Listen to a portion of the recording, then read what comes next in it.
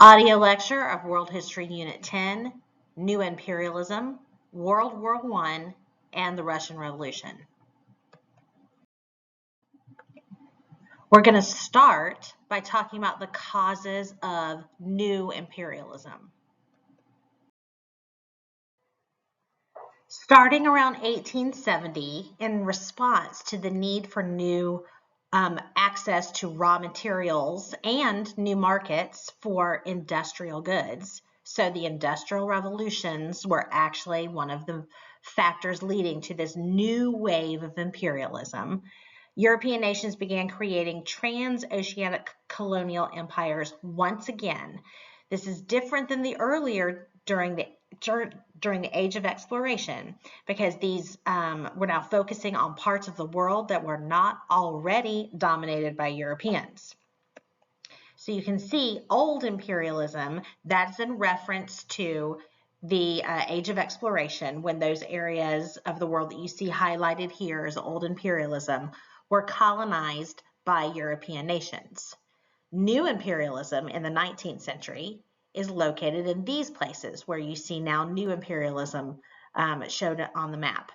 Places like Africa, places in Asia, as well as in Oceania, or in the area where Australia and New Zealand are located.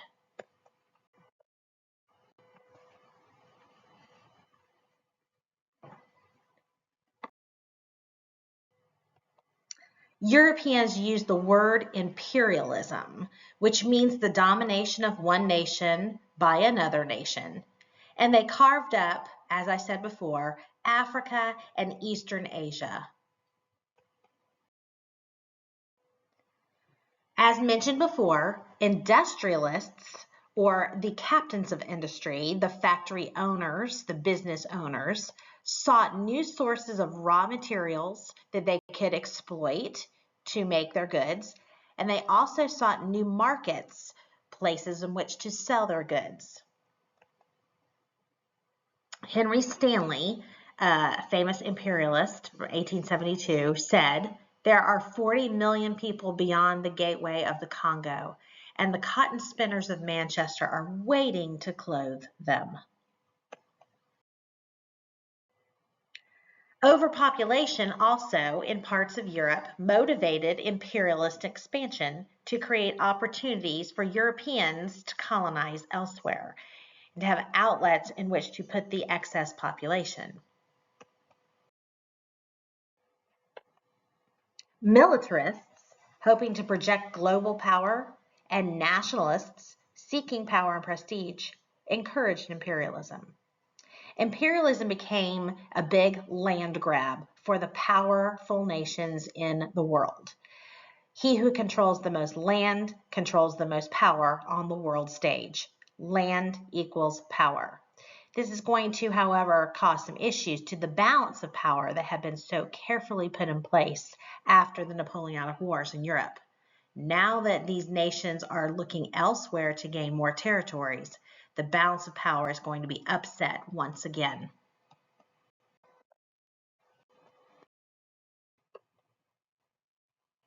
Another byproduct of this will be the racism surrounding new imperialism. A scientific socialist named Gobineau from France argued scientific racism differences exist among human races, saying that Black people were naturally inferior to white people. And this justified the parts of the world that were controlled by white people to go in and conquer those that were controlled by others. This, of course, smacks of racism and is a negative byproduct of this new imperialism. Gobineau's hierarchy of races, if you will, also coincided with a social Darwinist named Herbert Spencer, who applied Charles Darwin's theory of natural selection to a study of human beings and of human society.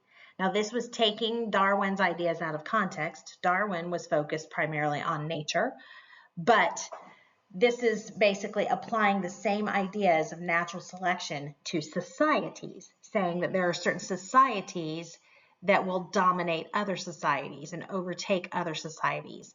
And this is largely due to those societies that have harnessed technology or the industrial technology. He says, the forces which are working out the great scheme of perfect happiness, taking no account of incidental suffering, exterminate such sections of mankind as stand in their way, with the same sternness that they exterminate beasts of prey and herds of useless ruminants. And yet, strange to say, now that the truth of natural selection is recognized by most cultivated people, now more than ever in the history of the world, are they doing all they can to further the survival of the unfittest. Herbert Spencer was concerned that the age of mass politics was allowing for some of the lower levels of society to actually have a way up. And he argued that this was the wrong thing to be doing. And of course, his ideas are now also going to be applied to imperialism. Many nations felt that it was their right to go and take over territories and exploit the raw materials and the people living there because they had the technology and the might to do so. Might equals right, if you will. So you can see part of the negative aspects of this new imperialism is the blatant paternalism and the blatant racism associated with it. Social Darwinists saw gaps between rich and poor, between imperial powers and the imperialized as natural survival of the fittest. And therefore, he who can take over an area must do so because that is what nature would do. Nature is selecting one society to dominate another. Again, racism. Adolf Hitler was a social Darwinist and a leader of Germany by 1933, as we know. We'll talk more about him in a later unit, but he even commented on this, saying, truly this earth is a trophy cup for the industrious man, and this rightly so, in the service of natural selection. He who does not possess the force to secure his Lebensraum, or living space, in this world, and, if necessary, to enlarge it, does not deserve to possess the necessities of life. He must step aside and allow stronger peoples to pass him by. The imperative of superior Europeans to civilize the inferior parts of the world is often called the white man's burden, the word burden really meaning duty. This was another justification for the paternalism and the racism associated with imperialism. And it's named after a poem by Rudyard Kipling, who was a British poet and imperialist. This poem, The White Man's Burden, really shows you the social Darwinistic ideas of the Europeans as they are taking over parts of the world that are occupied by who they see as lesser people because they don't possess the same technology. He says, and you can read between the lines here and you can see the blatant racism here. Take up the white man's burden or duty. Send forth the best ye breed. Go bind your sons to exile to serve your captives' need. To wait in heavy harness on fluttered folk and wild, your new-caught sullen peoples, half devil and half child.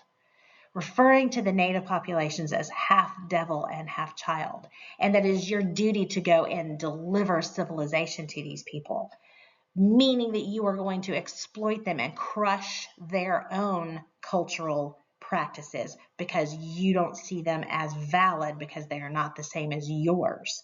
Judging one culture by your own culture is very socially Darwinistic and very racist. That is exactly what the white man's burden was all about. The justifications for new imperialism are based on racism and paternalism.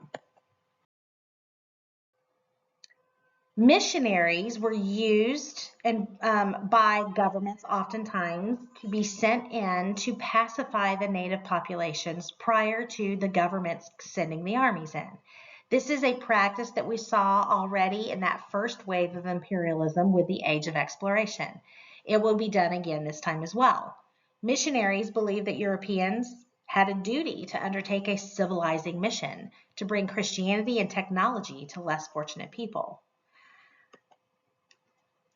George Bernard Shaw, an Irish writer, wrote, "When the imperialist wants a new market for his goods, he sends a missionary to teach the natives the gospel peace. The natives kill the missionary. The imperialist flies to arms in defense of religion, fights for it, conquers it, and takes the market as a reward from heaven." I'm not saying that there weren't some missionaries that really did believe they were doing the Lord's work. Of course there were, and of course they did. But I'm saying that oftentimes sending the missionaries in first, knowing the people's initial reaction might be violence towards the missionaries, then there was an excuse for the governments to come in and conquer them brutally afterwards. And that often did happen. Not that that was the missionaries' intention, but it was the government's intention of many of these European nations in regards to imperialism in the 19th century. What allowed the European countries to be able to overcome the native populations in these parts of the world, like Asia and Africa, had a lot to do with the Industrial Revolution. The technological superiority that they had due to the Industrial Revolution.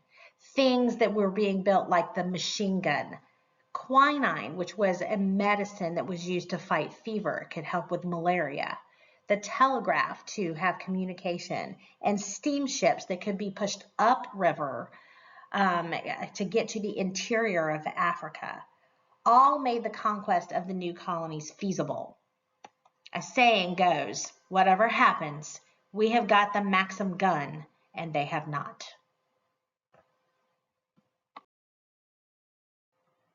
Imperialist powers seized colonies, direct control, meaning the government controlled them from the mother country. They established also protectorates. Now, protectorates were might have had some self-rule. They were still being managed by the mother countries. Or they created what they were called spheres of influence, which was basically economic control over an area, even though you might not have direct government control. These are the three different kinds of control that mother countries had over their colonies in this new wave of imperialism.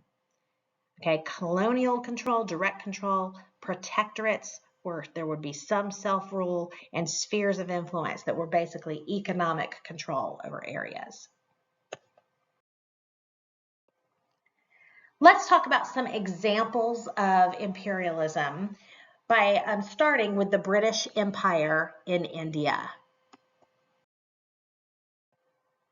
Starting earlier in the 1600s, so this was more as a byproduct of the first wave of imperialism or old imperialism from the Age of Exploration, the British East India Company established factories in Bombay, Madras, and Calcutta as the Mughal Empire in this region weakened. Muslim princes made deals with British, Dutch, and French companies and allowed the Europeans to come in and ultimately dominate the area economically. By 1750, European outposts in India, staffed by company men, meaning British East India Company men, who organized trade and protected warehouses and offices, hired and trained Indian troops to help them manage and maintain order in those regions, in those colonies. These Indian troops were called sepoys. They were given European weapons. They were trained to be European military troops that worked for the company men. In 1818, after defeating the French in the 7 Years' War, the British East India Company extended the British Raj to most of the subcontinent, meaning that Great Britain now had control over most of India through the British East India Company. British imperialism in India focused on economic gain. But political and cultural imperialism led to British-style social, quote, reforms to happen there. Now, most of these reforms were for the benefit of the British colonists that were living there rather than for the native population. You need to remember that about imperialism, and we've talked about this in previous units before. Most of the time when reforms were brought to these places, they were done for the benefit of the mother country and to their colonists that were living abroad rather than to the native populations. In 1857, those sepoys who had been being employed as, British military men or policemen in British India, even though they were native from the native population, had a mutiny. The Sepoy Mutiny happens. It occurred, and they were angry about many things, but in particular, the catalyst that started this was the new guns that were produced in Great Britain by the industrial machine created cartridges for the bullets that have to go into these guns that had to be lubricated or greased with pig and cow fat to make sure that they didn't get jammed in the gun. This caused a problem, growing frustration among the sepoys because most of them were Hindu and Muslim. The Hindus cannot touch the fat of a cow because they see the cow as a sacred animal, and the Muslims cannot touch the grease of a pig. They see the pig as unclean. So this caused problems among both the Hindus and the Muslims that were part of the sepoys. They also had been growing frustrated with company rule and how they were being exploited by the British East India Company. So this was not something that just happened overnight. There had been a long train of abuses leading up to this.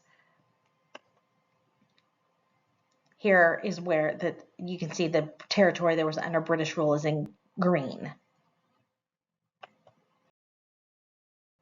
The rebellion of the Sepoy Mutiny in 1857 eventually spread. It spread across the country, but the British government came and intervened. They squashed the rebellion, sending their armies in, and established instead direct imperial rule over India from that point forward. In other words, no longer would just the British East India Company be in charge that was being backed up by the British government. Instead, the British government takes direct control over India and it officially becomes a part of the British Empire. Although technically it really had been part of the British Empire since the early 1600s, just under company rule instead of direct rule by the British government. Here is a picture of the execution of Sepoy rebellion leaders. Edward Vibert, a 19-year-old British officer, described the actions of fellow soldiers. "It was literally murder," he said. "I have seen many bloody and awful sights lately, but such a one as I witnessed yesterday I pray I never see again. The women were all spread, but their screams were seeing their husbands and sons butchered were most painful. Heaven knows I feel no pity, but when some old gray bearded man is brought and shot before your very eyes, hard must be the man's heart, I think, who can look on with indifference." Here's an execution by blowing from a gun.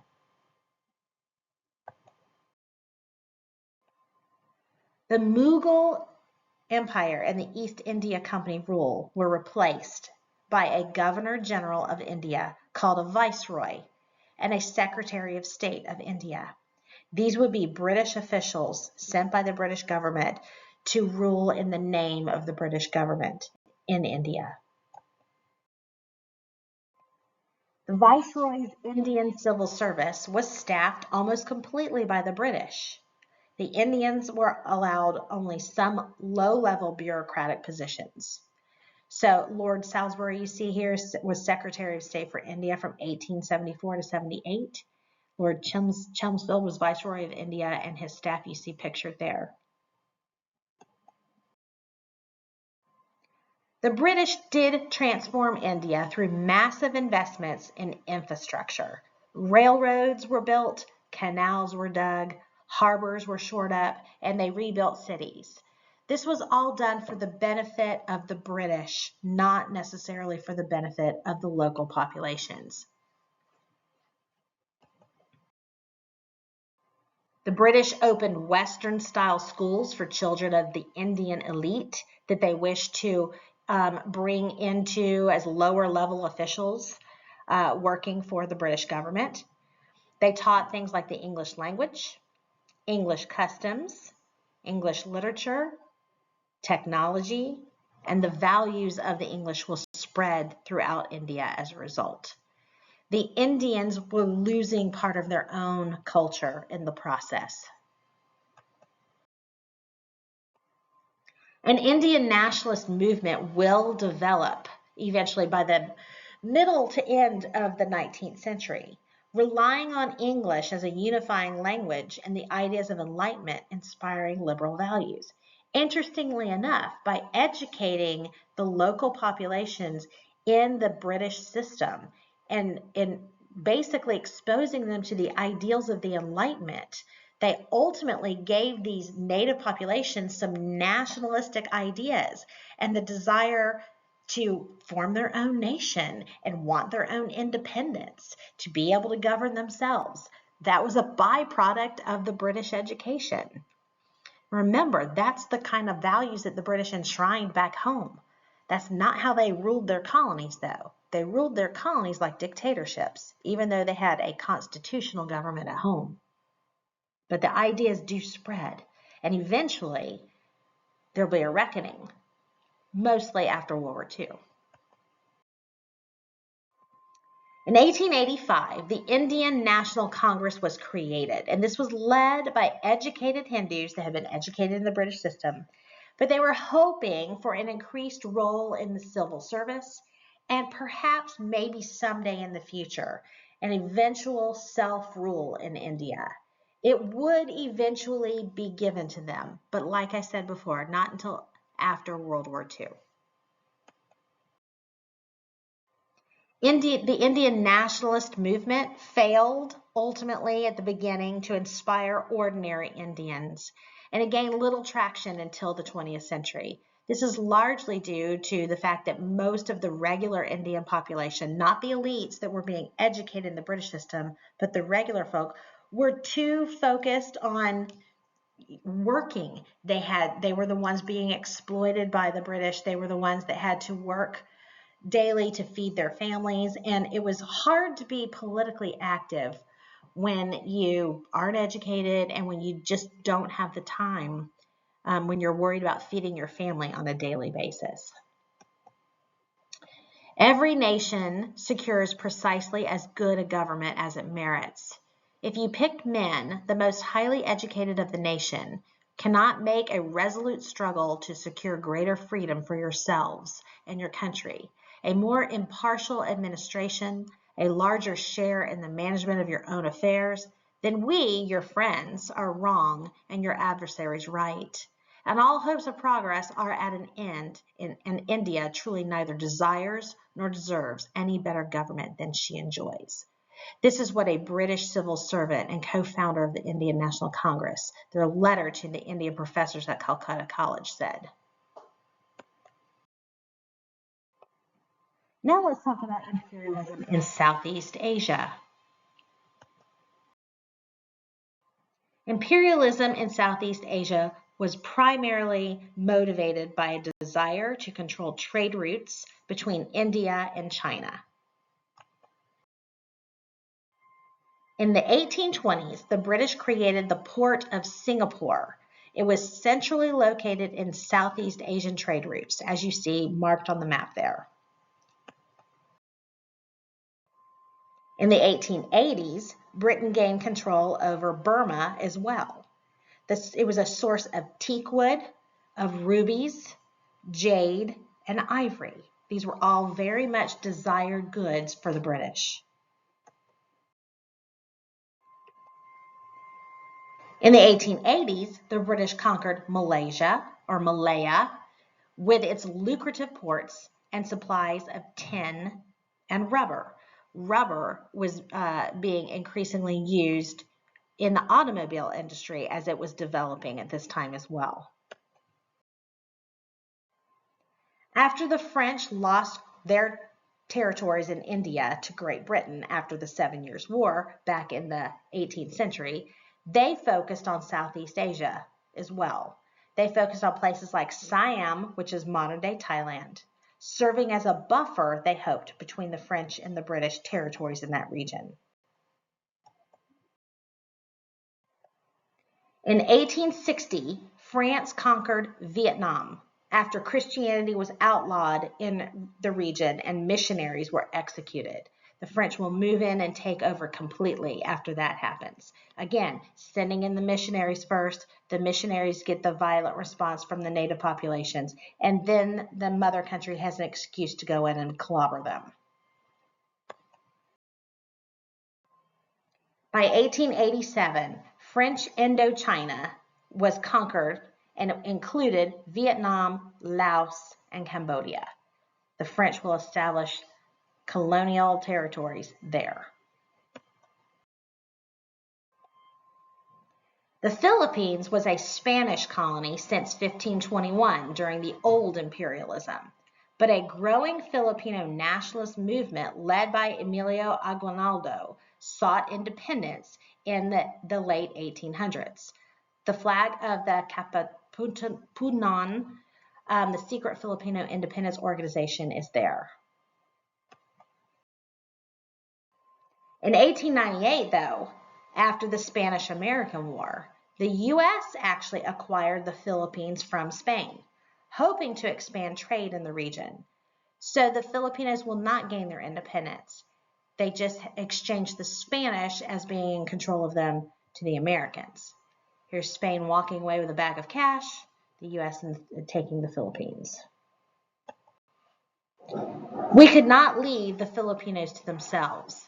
They were unfit for self-rule, William McKinley, U.S. President, said.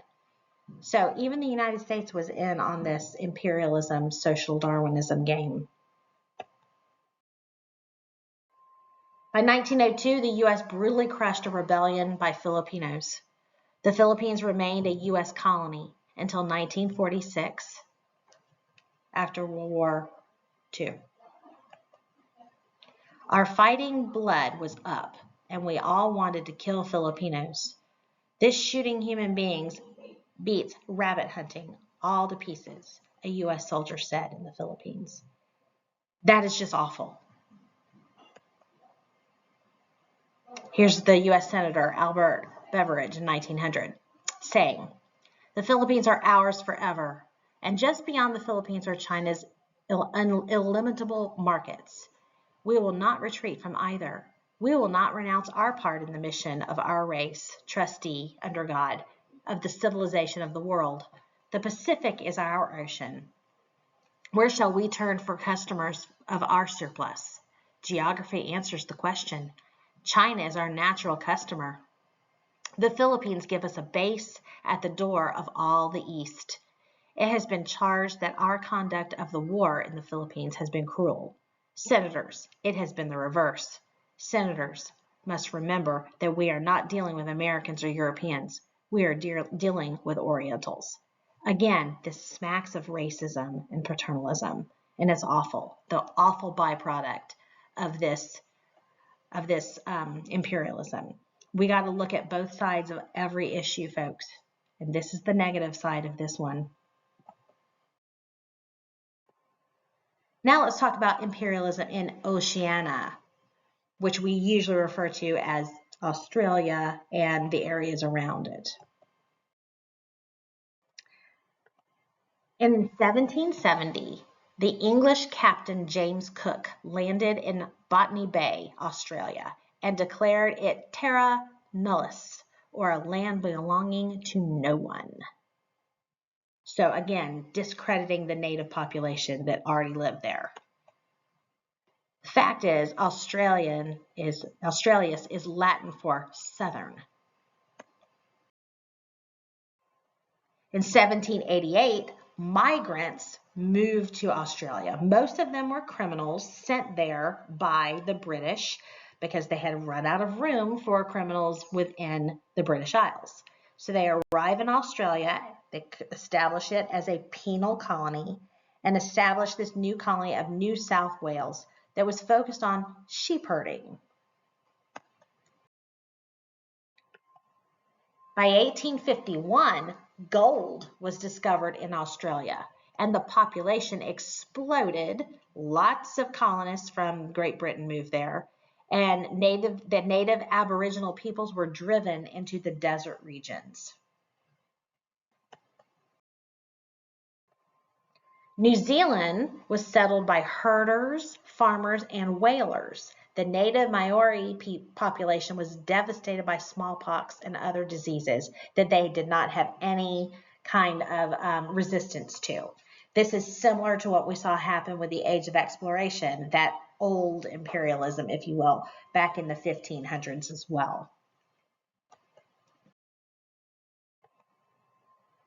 Between 1860 and 1864, there were a series of wars with the British settlers, resulting in the remaining Maori population forced onto reservations.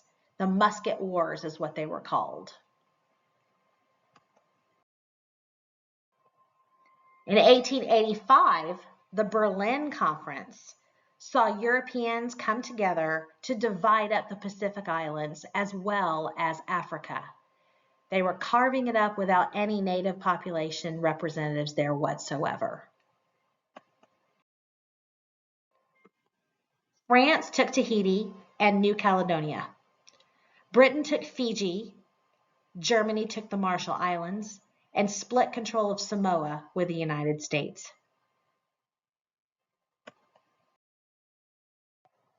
After James Cook visited Hawaii, the British helped establish a native Hawaiian monarchy that actually unified the islands under King Kamehameha I. Christian missionaries and fruit plantation owners, however, exerted increasing control over Hawaii, and it would be annexed by the United States in 1898 to become first a protectorate, but eventually, as we know, it will become one of our 50 states. Imperialism in Africa.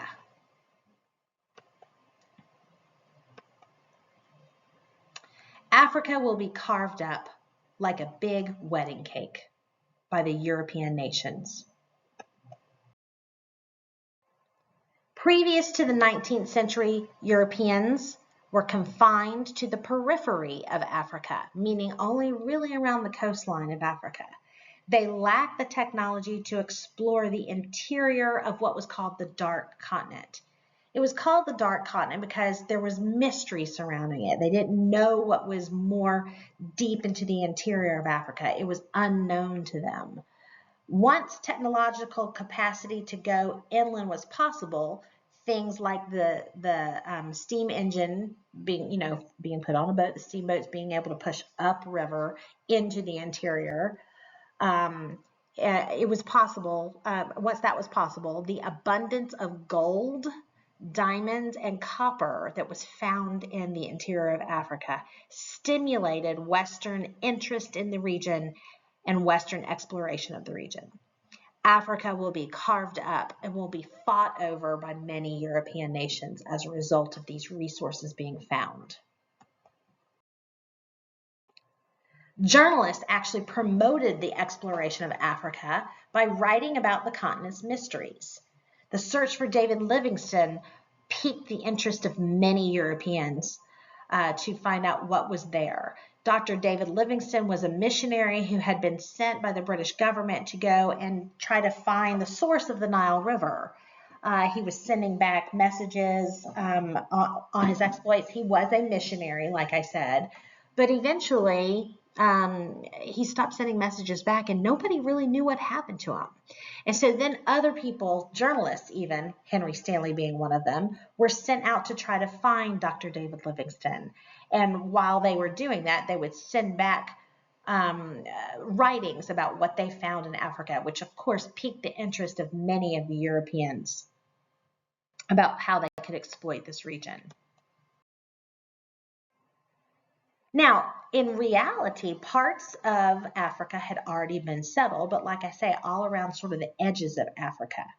One area was the southern tip of Africa. In 1652, so this was way back during that first wave of imperialism, or old imperialism, the age of exploration, the Dutch East India Company founded Cape Town at the very tip of Africa as a supply station en route to Asia. Remember, the Dutch had at that point taken over India from the Portuguese before the British, of course, come in and take it from them.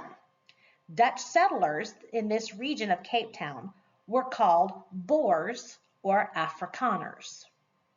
And their descendants had been living here by the time we get to the 19th century for 200 years. There was a combination of the Dutch language and the African language that was called Afrikaans. That's why sometimes they were called Afrikaners. In 1806, however, the British took the Cape of Good Hope away from the Dutch, away from those Afrikaners, those Boers who had been living there. They did this because they wanted control of the region, but they also justified it by saying that they were going in and abolishing slavery and drove the Boers further inland on the Great Trek. The Boers subdued the local Zulu population as they moved further north, and they created two republics free from British control. The Orange Free State, which would be controlled by the Boers or the Afrikaners, those descendants of the original Dutch settlers, and the Transvaal region. Now that's in blue will be controlled by the British.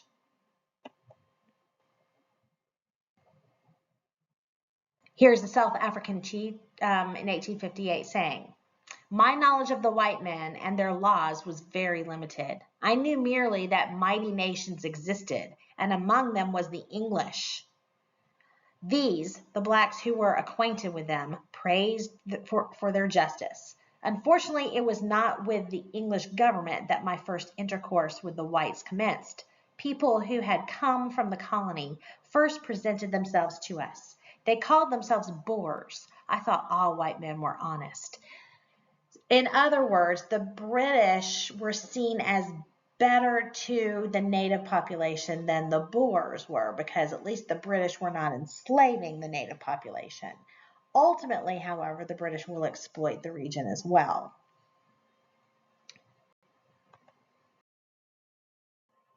In 1879, the British actually do come in and defeat the Zulu after several bloody battles. So what the chief had said previously was no longer valid. This included the Battle of Islawanda, where the Zulus actually won the first battle, but then the British will send more troops in and crush them. The British businessman Cecil Rhodes eventually moves in and founded the De Beers Consolidated Company, seeking to control the diamond fields of the Orange Free State and knock the Boers out of there.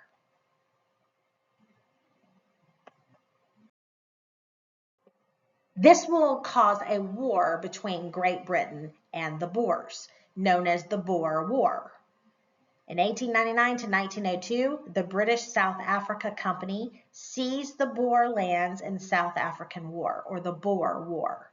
By 1910, the British had forced the Boers out, and the Union of South Africa was founded. The British allowed European settlers to run the colony in the name of the British mother country. But the Boers were no more.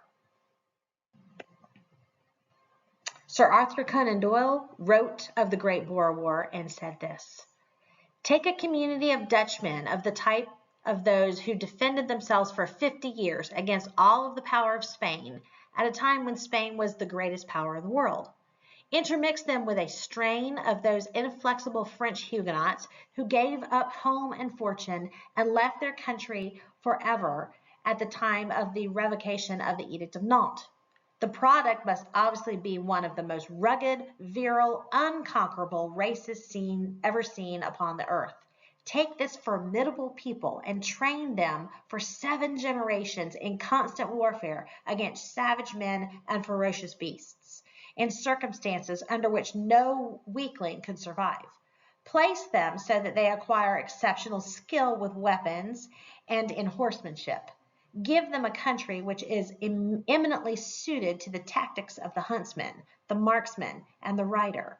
Then finally put a finer temper upon their military qualities by a dour, fatalistic, Old Testament religion and an ardent and consuming patriotism, meaning nationalism.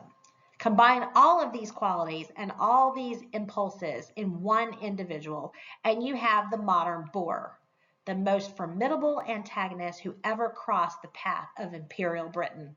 Our military history has largely consisted in our conflicts with France, but Napoleon and all his veterans have never treated us so roughly as these hard-bitten farmers with their ancient theology and their inconveniently modern rifles. In other words, it was not an easy go. The British took a while to defeat the Boers. It was a tough go, but they finally did it. Egypt also was among the first African kingdoms imperialized by the Europeans. Muhammad Ali, no, not the boxer, reigned in Egypt between 1805 and 1848 by breaking Egypt free from the Ottoman Empire's control. He was a nationalist and he basically made Egypt an independent country under his own governance. Then he attempted to westernize and industrialize Egypt.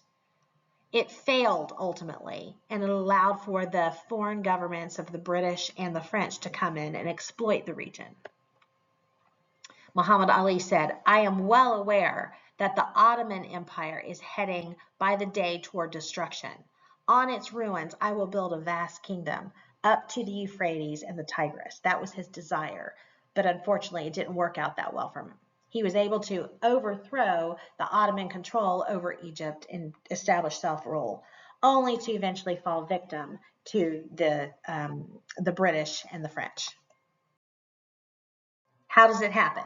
Well, Ali amassed enormous debt to the British creditors, and in 1882, the British seized Egypt to collect on the debt and secure the Suez Canal. The lions will take their just share, as you see here at the top. The lion represents the British Empire. The bear represents Russia. The eagle represents the United States. I guess the donkey, I can't tell there. I can't tell, it's labeled. Maybe France, I'm not sure. By 1898, the British will take their foothold in Egypt by taking control of the Suez Canal, and then they will then continue to work south from Egypt and crush the modest revolt led by Muhammad Ahmed in the Sudan. He had called himself Mahdi, meaning sent by Allah, to overthrow the British. This modest revolt will be a bloodbath, and the British will take over the Sudan at the expense of many thousands of Sudanese dying. By 1659, going back, the French had established trade ports on the West African coast in modern-day Senegal. Now they will start to push inland during this 19th century wave of imperialism. In the 1800s, in the 19th century, the French began moving eastward into the savanna regions of West Africa because now they had the technology to do so with steamships, etc. And eventually they established French West Africa, also conquering parts of Africa's east coast, including French Equatorial Africa and the island of Madagascar. Yes, Madagascar, that one.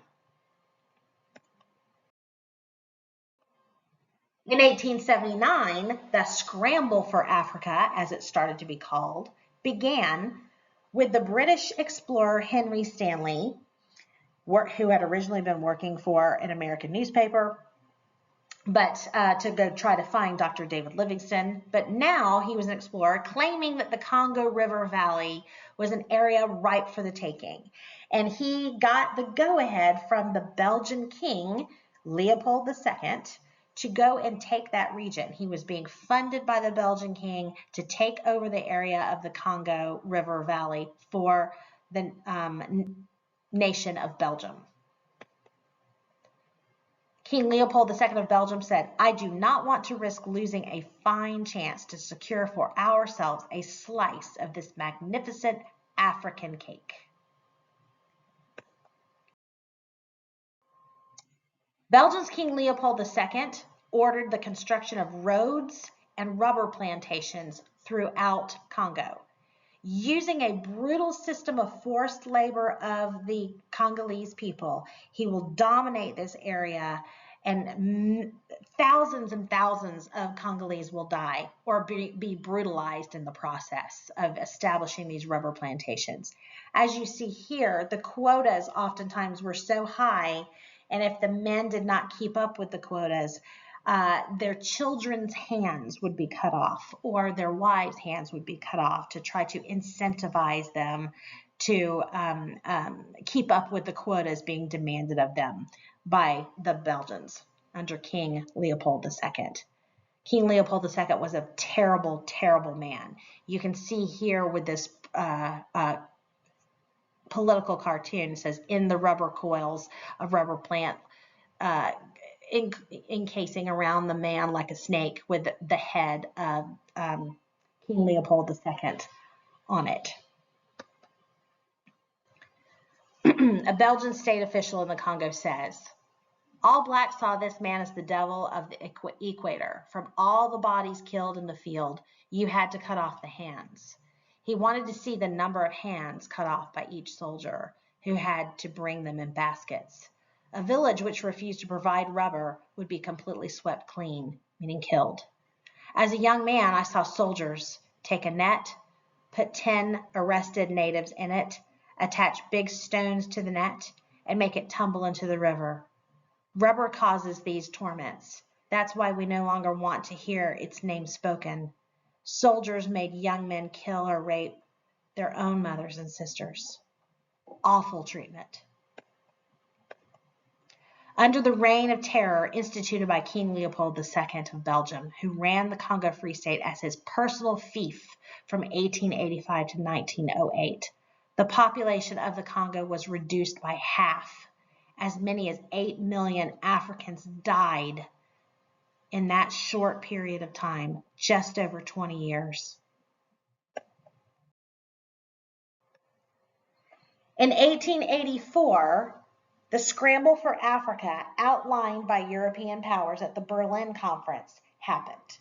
This was where the nations of Europe recognized that the scramble for territory in Africa could bring a bunch of them into conflict, fighting over these spheres of influence. So Bismarck was still the Chancellor of Germany at this point, before he got fired by King William II. He's the one who called the conference. That's why it's the Berlin Conference. They will meet in Berlin. 14 nations come to the conference to establish the rules for dividing up Africa, hoping to avoid rivalries and maybe war as colonies were established in unclaimed parts of Africa. You see, they take a big, ginormous map of Africa and really start drawing dividing lines. Some of the rules, however, that were established there said that you could not claim a territory unless you already had boots on the ground in that territory. Bismarck had hoped that this would keep the nations of Europe from going to blows against each other, fighting over territories in Africa. In other words, he hoped this would stave off a world war. It may have for a while, but of course not forever.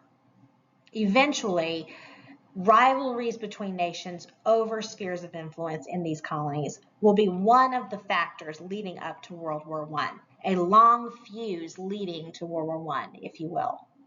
We'll talk more about that later on in this lecture. The effective occupation, or notifying other nations of an intervention of an area of unclaimed African territory, made it an imperial possession at the Berlin Conference. So you had to have boots on the ground in order to claim that territory.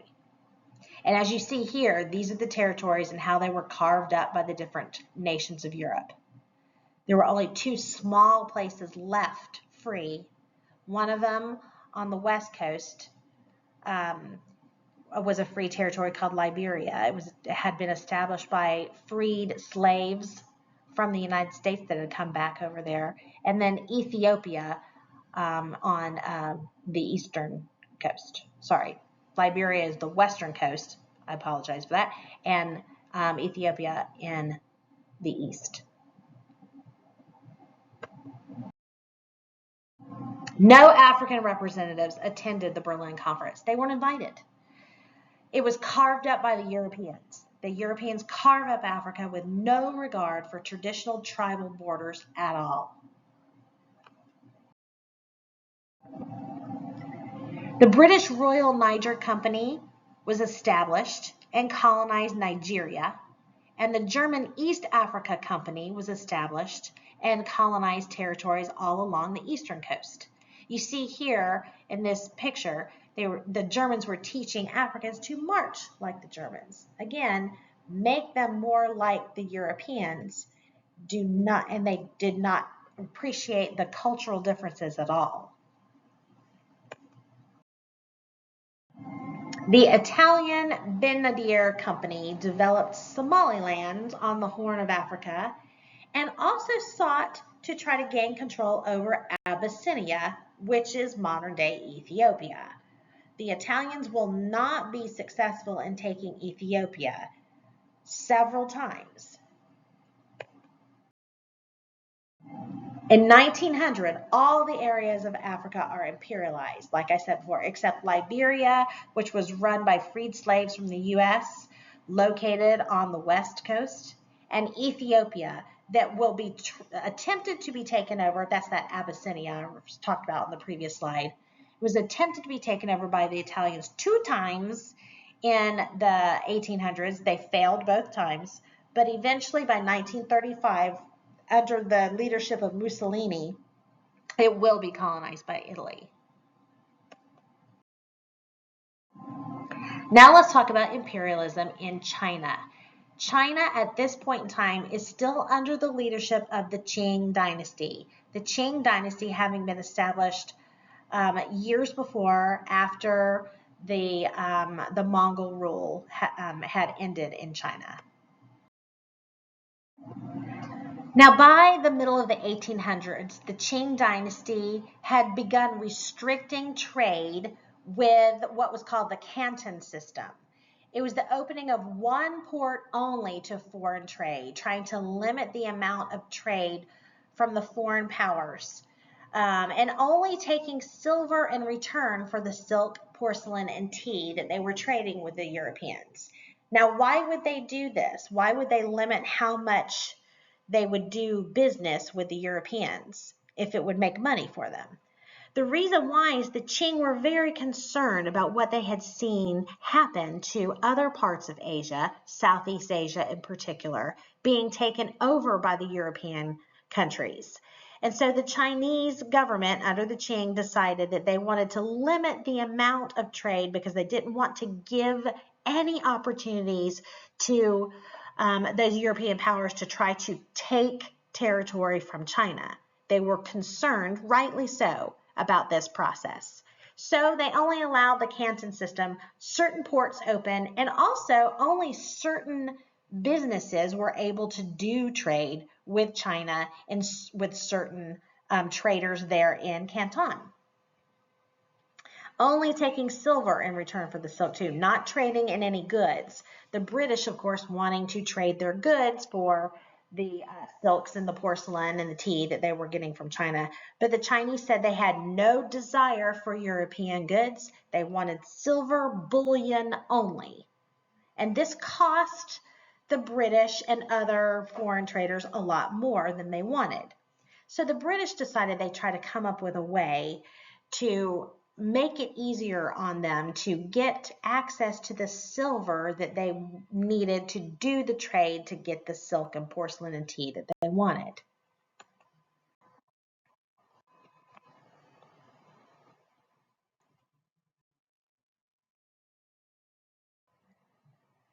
Back in 1792, a British man named George Macartney, sent by the British to China, failed to convince the Qing to buy more British goods, and he refused to perform the kowtow before the Emperor Qianlong. This is where the whole thing started, this mistrust of the foreigners in Chinese society. Emperor Qianlong, in a letter to King George III of Britain, said, "Our celestial empire possesses all things in prolific abundance, and lacks no product within its borders. There is therefore no need to import the manufacturers of outside barbarians in exchange for our own produce. Tremblingly obey and show no negligence."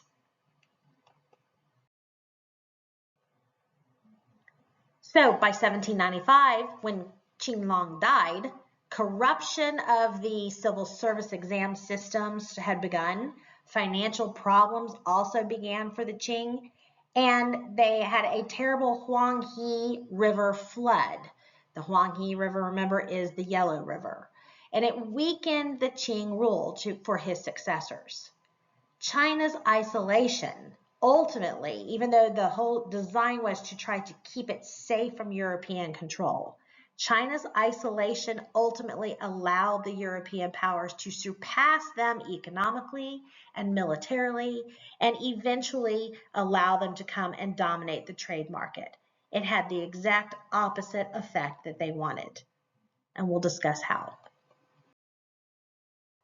Now, one of the things that the British did to try to solve this silver problem, the fact that the Chinese would only accept silver in exchange for their goods, was to smuggle in opium from their colony in India. They smuggled opium into India on the black market, really, because by 1800, China had outlawed the importation of opium, which was a highly addictive drug, which the British merchants, as I said, began selling in China in the 1790s to try to get silver payment for the opium that they could then use to trade in the Cantonese system in the ports to get the silk and the tea and the porcelain that they wanted from China. So they basically were taking silver from Chinese by selling opium to them, getting them addicted to it, making them buy more because they are addicted to it. They're the drug pushers. The British are the drug pushers here. And then taking that silver from one set of Chinese and giving it to another to purchase the goods that the British wanted. It's a very Machiavellian, realpolitik move to make. But the British did this to try to get the silver that they needed to get the other Chinese goods that they wanted. In the process, millions of Chinese became addicted to this highly addictive drug. And the Chinese society was starting, by the middle of the 1800s, starting to really suffer from opioid addiction.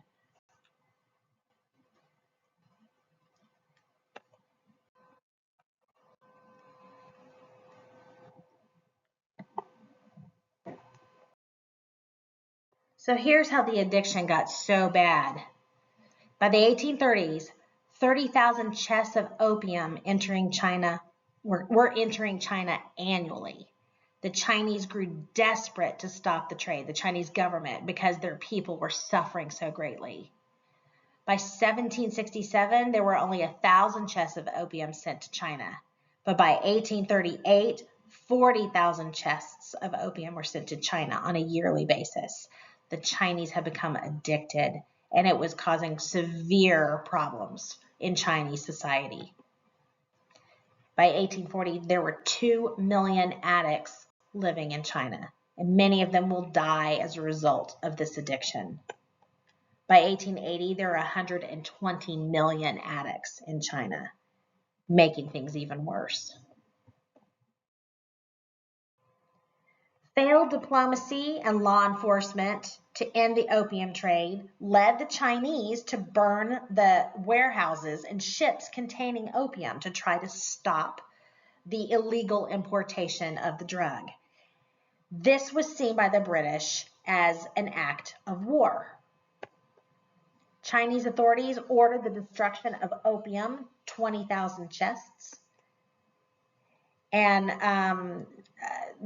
one of the Qing leaders said to Queen Victoria of England, "By what right do British merchants use the poisonous drug to injure the Chinese people?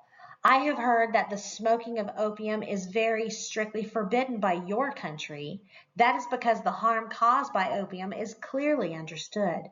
Since it is not permitted to do harm in your own country, then even less should you let it be passed on to the harm of other countries." Henry Pottinger, a British diplomat, said, "I take the opportunity unhesitatingly to declare that after the most unbiased and careful observations, I have become convinced that during my stay in China, the alleged demoralizing evils of opium have been and are vastly exaggerated. I have neither myself seen such vicious consequences, nor have I been able to obtain proofs of information of their existence." Interesting, huh? By 1839, the Opium Wars began when the British declared war on China for setting fire to their opium warehouses and their opium ships. Several tons of opium had been burned by that point, so this was seen again as an act of war.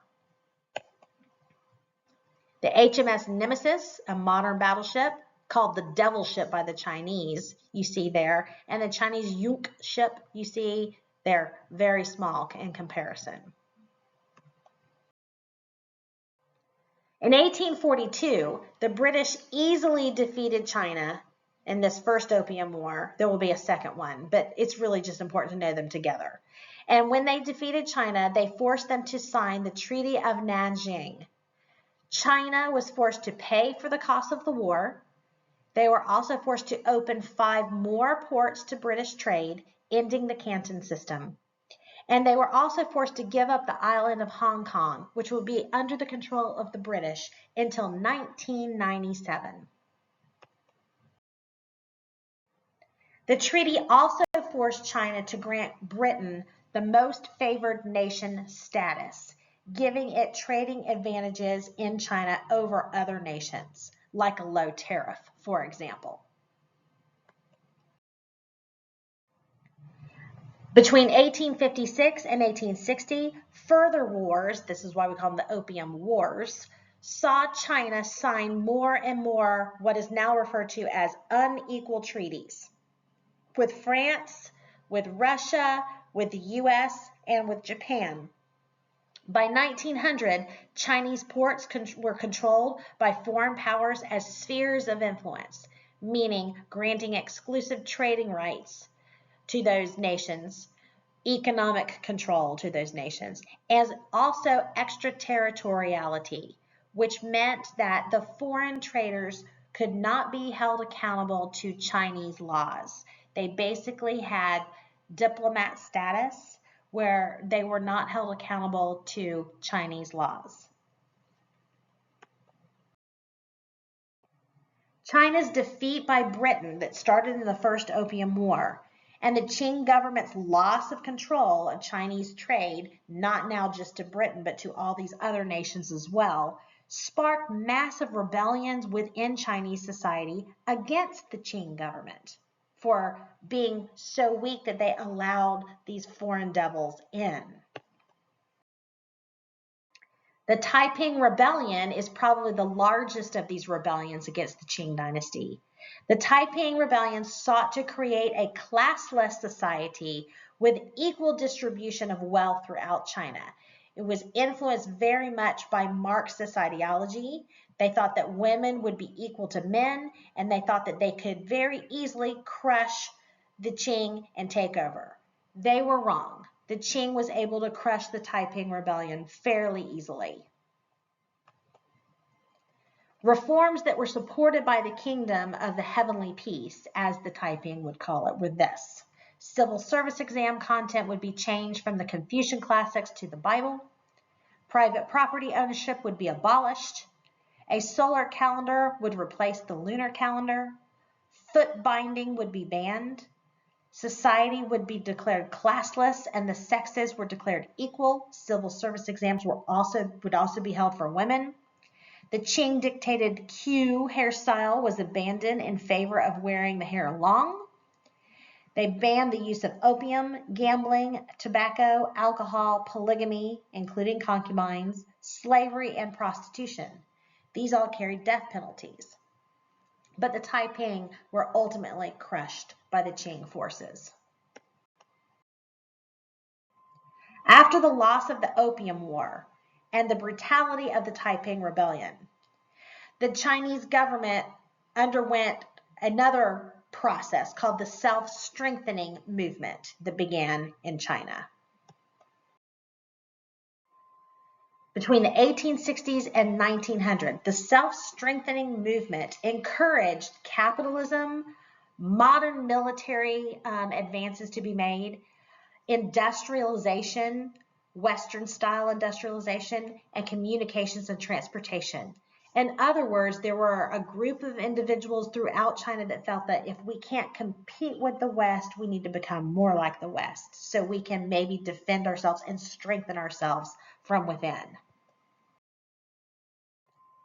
Students learned Western languages and science, and they were sent to Western countries hoping to implement some Western practices in China. But ultimately, the self-strengthening movement failed, and the Qing were able to reestablish control. The Qing secretly encouraged, instead, the Society of Harmonious Fists. They are also known as the Boxers, who resisted these Western customs and the foreign influences in China. The Boxer Rebellion would be on. Members of the Society of Harmonious Fists, or the Boxers, practiced shadow boxing. They believed that they were impervious to bullets and they could fight the foreign devils with their bare hands. Some Chinese people have conspired with foreigners, have caused China trouble, wasted our national revenue, broken our monasteries, destroyed Buddhist images, and seized our people's graveyards. Now, all the spirits have descended to teach our young men their magic boxing so they can extinguish the foreigners. The Boxer Rebellion was an attempt to force the foreigners out once and for all. In 1900, the Boxers invaded the capital of Beijing and attacked the foreign embassies there and the Chinese who embraced Western customs. The 8-power allied forces of Britain, Germany, France, Japan, the US, Russia, Italy, and Austria-Hungary all fought back combined against the Boxers, crushing the rebellion. As you can see the picture up at the top, those are the foreign armies that had defeated the Boxers, and they cut their heads off. Western forces ultimately occupy Beijing, forced China to pay for that war, forced the Qing government, and access to Chinese markets should be assured now with something new that was initiated by the United States called the open door policy, meaning all of Chinese ports and trade centers should be open to foreign trade and ultimately foreign economic domination. Joseph Eckert, historian, says, confusion about the Boxer uprising is not simply a matter of popular misconceptions, for there is no major incident in China's modern history on which the range of professional interpretation is as great. Why should not China be free from the foreigners who are only making trouble on her soil, Mark Twain said. If they would only all go home, what a pleasant place China would be for the Chinese. We do not allow Chinamen to come here, and I say in all seriousness, that would be a a graceful thing to let China decide who shall go there. So even some American authors were speaking out against imperialism at the time. Now let's talk about what happens in Japan. It's quite the difference in Japan. Japan had been under the Tokugawa shogunate that had been established back in the 1600s, where the shoguns basically had the majority of the control. The emperors were merely figureheads. If you remember from way early in the year, we discussed this. Now we're going to talk about something that happens in the middle of the 19th century called the Meiji Restoration, where real imperial control will be restored and an end to the shogunate. And what's interesting is with the Meiji Restoration, we will see the Japanese embrace Western ideas and Western industrialization in order to be able to compete with them. And because they embrace Westernization, they ultimately are not taken over by the West. Now, in 1850, the Tokugawa shogunate was in decline under one of the last shoguns, Tokugawa Iemochi. The decentralization of power as the daimyo, those nobles, protested the rule of the shogun, and economic problems that had beset Japan by this point was a real problem. Okay, so the Tokugawa shogunate in Japan was in decline by 1850. By 1853, an American Commodore Matthew Perry arrived in Japan with his fleet of warships and a letter for the shogun from the U.S. president at the time, Millard Fillmore. The letter said this: "It seems to be wise from time to time to make new laws. If your Imperial Majesty were to change the ancient laws as to allow a free trade between the U.S. and Japan, it would be extremely beneficial to both. Our steamships in crossing the great ocean burn a great deal of coal, and it is not convenient to bring it all the way from America. We wish that our steamships should be allowed to stop in Japan and supply themselves with coal, provisions, and water. They will pay for them in money or anything else your Imperial Majesty's subjects prefer." U.S. President Millard Fillmore. The steam-powered ships break the quiet slumber of the Pacific. A mere 4 boats are enough to make us lose sleep at night, a Japanese poem said. Commodore Perry and the Black Ships, as the Japanese called them, demanded trade links be established between the U.S. and the Japanese, despite the Japanese desire to initially remain isolated. Here is a Japanese cartoon suggesting they just throw the foreigners out of Japan. Easier said than done.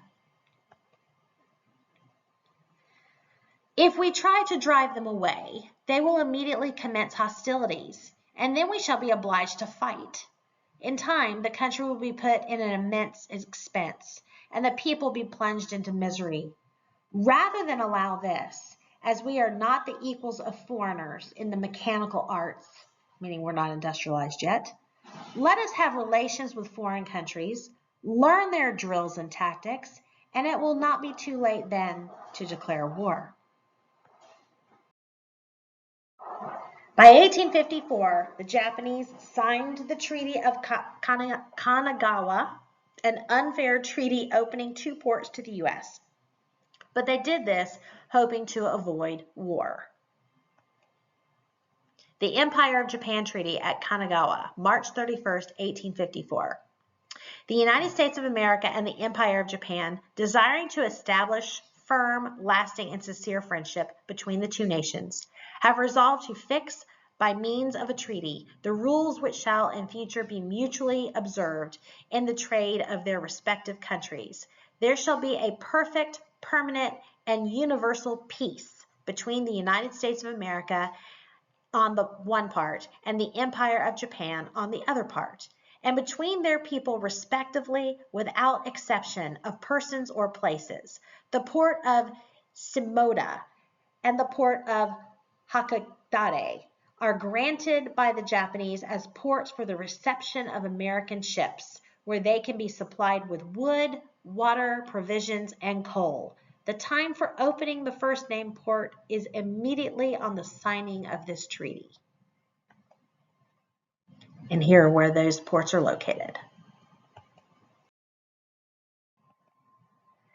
By 1868, the daimyo rebellions against the shogun and in opposition to the Treaty of Kanagawa led to the overthrow of the Tokugawa shogunate. Mushito, who was the emperor, who had just been a figurehead, remember, who was only 14 years old at the time, became the emperor and took the title of Meiji, meaning enlightened ruler. Ultimately, this did not pay off for the daimyo because they ultimately will not force the foreigners out. Under this Meiji restoration, Japanese will westernize. The Emperor of Japan announces to the sovereigns of all foreign countries and to their subjects that permission has been granted to the shogun Tokugawa Yoshinobu to return the governing power in accordance with his own request, meaning return the power to the emperor. We shall henceforward exercise supreme authority in all the internal and external affairs of the country. Officers are being appointed by us to the conduct of foreign affairs. It is desirable that the representatives of the treaty powers recognize this announcement. Mushito. During the Meiji Restoration, the emperor was a figurehead. The cult of the emperor was established, and it was used to legitimize the overthrow of the Tokugawa in 1868. Also, the emperor signed the Five Charter Oath, ending feudalism officially in Japan, allowing social mobility, and ending isolationism from foreign powers. The secret imperial order to overthrow the Tokugawa shogunate is seen here on the left, and there's the last Japanese shogun, Tokugawa Yoshinobu, who was overthrown. In 1871, the daimyo were actually stripped of their hereditary titles to their land, and the samurai were forbidden to wear their swords. So by overthrowing the shogun, they actually destroyed themselves. They thought that they would gain more power themselves, but it actually ended up backfiring on the daimyo ultimately. The leaders used to forced conscription, which means mandatory military service for all men, and implemented modern military weapons and strategies to be adopted, Western-style military weapons and strategies, between 1877 and 1878. And this modern army defeated a rebellion of the samurai. They no longer had the power in Japan. Under Emperor Mushito, the Meiji Restoration, Japan will become modernized, westernized, and industrialized. They become more like the West so they can compete with the West. The Meiji leaders revamped the education system, offering universal schooling in science and technical training was stressed completely. Elite students studied abroad as well. Being faced from the outset with a need for experts, we sent talented young students to Europe and America to master various fields of science and technology. And when this task was accomplished, we established all kinds of schools in Japan. Meiji leaders purchased Western businesses in Japan and discouraged foreign investment, so they would do it themselves rather than let the Westerners come in and do it there themselves. The focus was on exportation of Japanese goods to foreign powers rather than importing foreign goods into Japan. They would produce the Western-style goods themselves. They took a very different approach than the Chinese had. From the beginning, we realized fully how necessary it was that the Japanese people should not only adopt Western methods, but that they should also speedily become competent to do without the aid of foreign instruction. In the early days, we brought many foreigners to Japan to introduce modern methods, but we always did it in such a way as to enable the Japanese students to take their rightful place in the nations after they had been educated. Hyman Kublan. Open up the country to drive out the barbarians. Industrialization was prioritized. Factories were built by the government and given to wealthy Japanese families called zaibatsu to run. Mitsubishi was one of those companies. The Mitsubishi Three Diamonds Zaibatsu originally headed Japan's programs to sell Japanese goods in foreign markets. Later, they became involved in dealing with transportation issues for the Japanese military. And of course, Mitsubishi is a car company today. Mitsui Zaibatsu originally sold dry goods and high-quality kimonos. Mitsui evolved into banking when they were put in charge of converting taxes paid in rice to money for the Japanese government. Sumitomo Zaibatsu began as Tokyo's largest bookseller. Eventually, they got involved in copper mining and later became Japan's biggest mining company. Today, Sumitomo owns 17 different companies, including Mazda. And the Yasuda Zaibatsu was involved in the finance industry. It was dissolved after World War II, but Yoko Ono, the wife of John Lennon, is a descendant of the Yasuda family. The government's Ministry of Industry operated mines, shipyards, steel factories, weapons production, and set economic policies. Are we to delay the using of steam machinery until we have discovered the principles of steam for ourselves? If we can select examples from them, Westerners, and adopt their contrivances, why should we not be successful in working them out? By 1890, the Meiji Constitution created a bicameral parliament, including the House of Peers for the elites and a lower house called the Diet. Only 5% of Japanese owned enough property to vote, however. And here's how it works. The Japanese focus on nationalism, power, and wealth led to a wave of imperialistic expansion in nearby lands, especially in China. So they become imperialists themselves, again, adopting Western ways. Japan expanded north into Hokkaido and the Kuril Islands to limit Russian expansion there, and south into Okinawa and the Ryukyu Islands. Between 1894 and 1895, the Sino-Japanese War, the Japanese won and took control over Korea from the Chinese. They also took Taiwan and the Liaodong Peninsula. Between 1904 and 1905, in the Russo-Japanese War, the Japanese won, validating control over Korea that was challenged by Russia, and expanding into natural resource-rich Manchuria, taking that from Russia as well. This was an extremely embarrassing, humiliating defeat for the Russians as well. The Meiji Restoration and aggressive imperialist expansion made Japan a major world power by the early 20th century. It only took about one generation for them to catch up. That's pretty quick. The rise of Japan to a world power during the past 80 years is the greatest miracle in world history.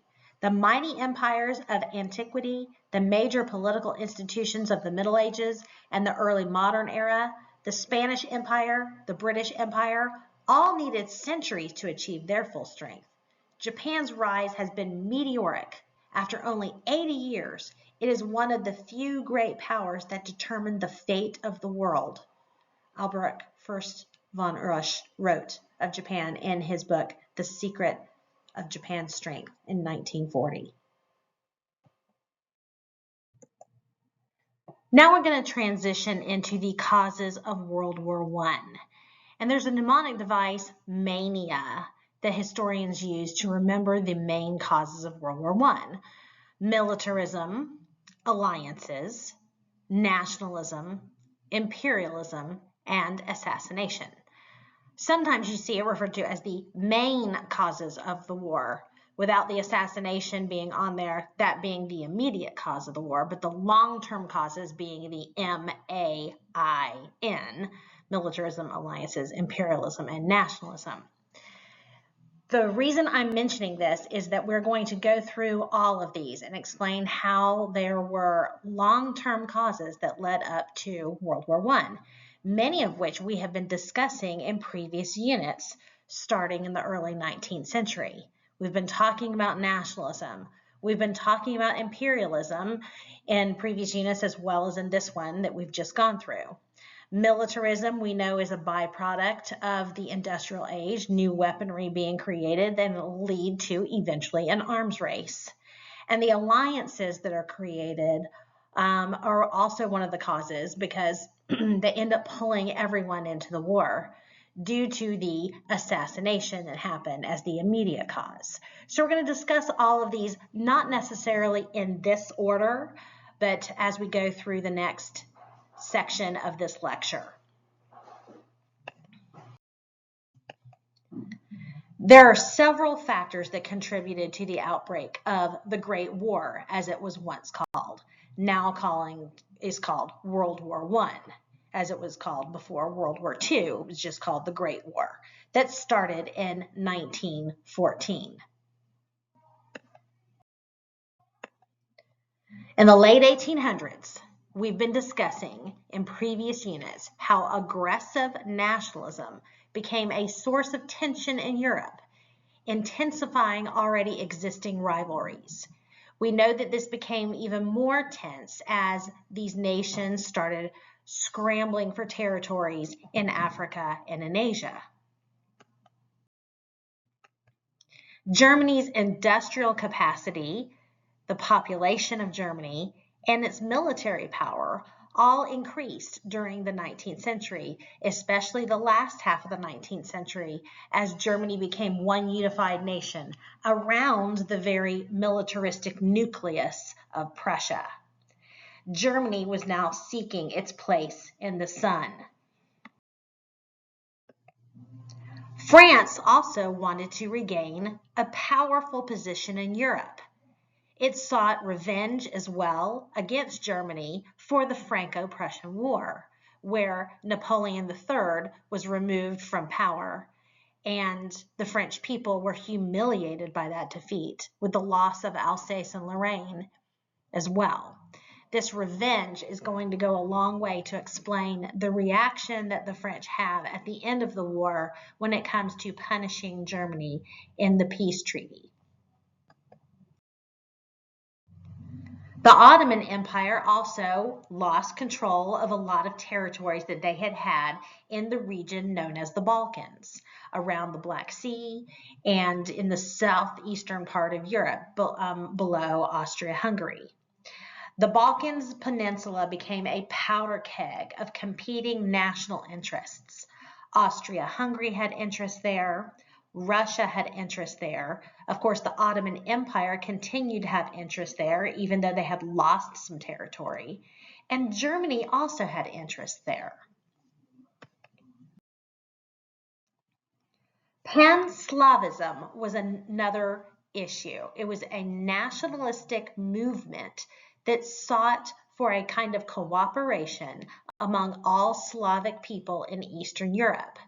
And it supported the independence of those Slavic peoples from the Ottoman Empire, those territories in the Balkans region that had once been part of the Ottoman Empire, but also parts that had once been part of the Austria-Hungary Empire. Austria-Hungary opposed Pan-Slavism and all nationalist movements, while Russia supported the Slavic people in the Balkans, especially in Serbia, because the Russians were Slavic peoples. And they also had interests in the Balkans region, wanting to gain more territory in the Black Sea, those warm water seaports that I've been talking about for several units that Russia always wants to get their hands on. Remember, this is what got them involved in the Crimean War in the first place back in the middle of the 1800s. By 1908, Austria had annexed Bosnia and Herzegovina, it was a Slavic region that was formerly under the Ottoman control. When Austria annexed this territory, this angered the Serbs. The Serbs had at one time been under the authority of the Ottoman Empire, and they had wrenched themselves free through a nationalistic movement and declared their sovereignty, their independence. They now wanted their neighbors, Bosnia, to become part of a greater Serbia. So when Austria took this territory, Serbia saw that as that territory being taken from them, and they thought it should be part of a greater Serbia. So this is going to lead to eventually a showdown between the Serbs and the Austrians in this region of the Balkans. When we have set up the alliances, you're going to see how this little spark between the Serbs and the Austrians ends up pulling everyone else into a worldwide war. The Russians, of course, supported the Slavs. The Eastern Slavs included, of course, the Russians, now under Soviet control by 1917, the Ukrainians, and the Belarusians. The Southern Slavs were the Serbs, the Bulgarians, the Croats, the Bosnians, the Slovenes, the Macedonians, and the Montenegrins. And the Western Slavs were the Poles, the Czechs, the Slovaks, and the Silesians. Militarism was another factor leading up to this war. So we've talked about nationalism, now we're going to talk about militarism.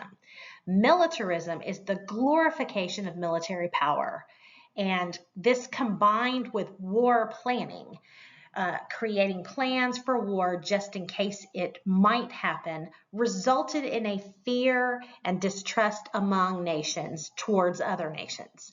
Nations started to see military strength rather than diplomacy as a way to gain national goals. And militarism goes hand in hand with the Industrial Revolution.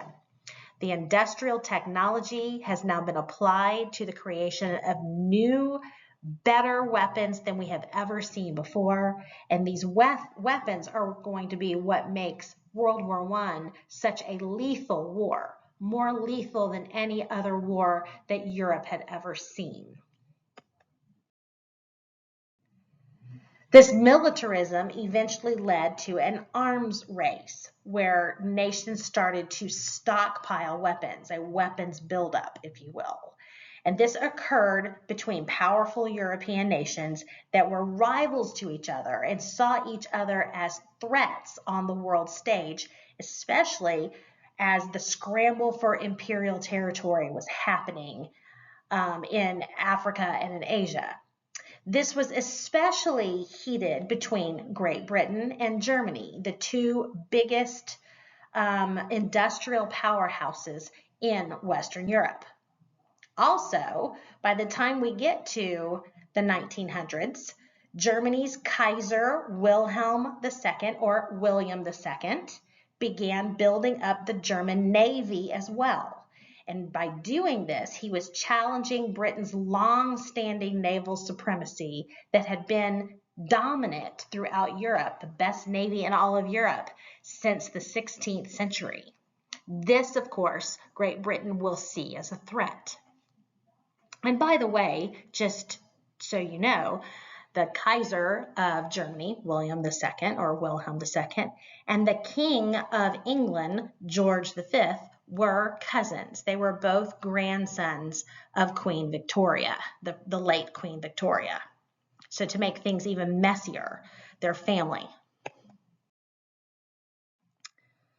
Increased tensions also led to the creation of mutual defense alliances. So alliances as one of the factors leading to the war, and the mania mnemonic device that we've been talking about, the acronym that we've been talking about.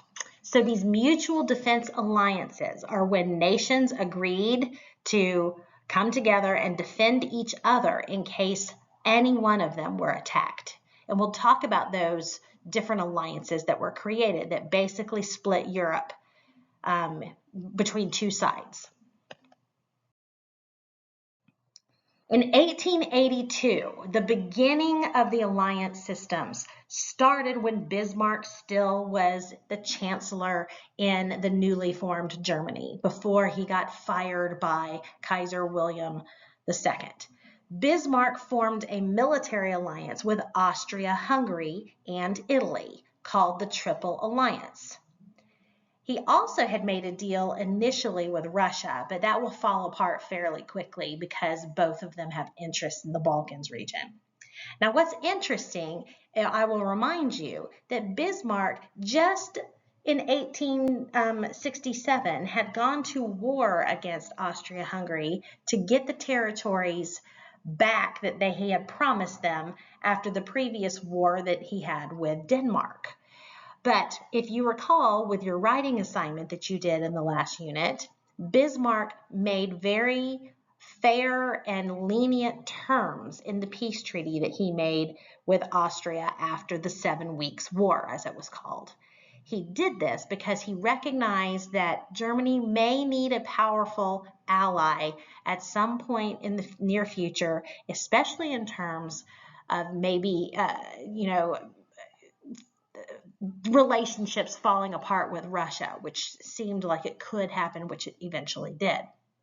So as it turns out, it was a smart move that Bismarck did that. So Austria-Hungary was more willing to make an alliance just a handful of years down the road from that 7 Weeks' War. Again, he was a very smart diplomat, and this really worked to the benefit of Germany and Austria-Hungary in the long run. The Triple Alliance by May 20th, 1882. Here were the agreements.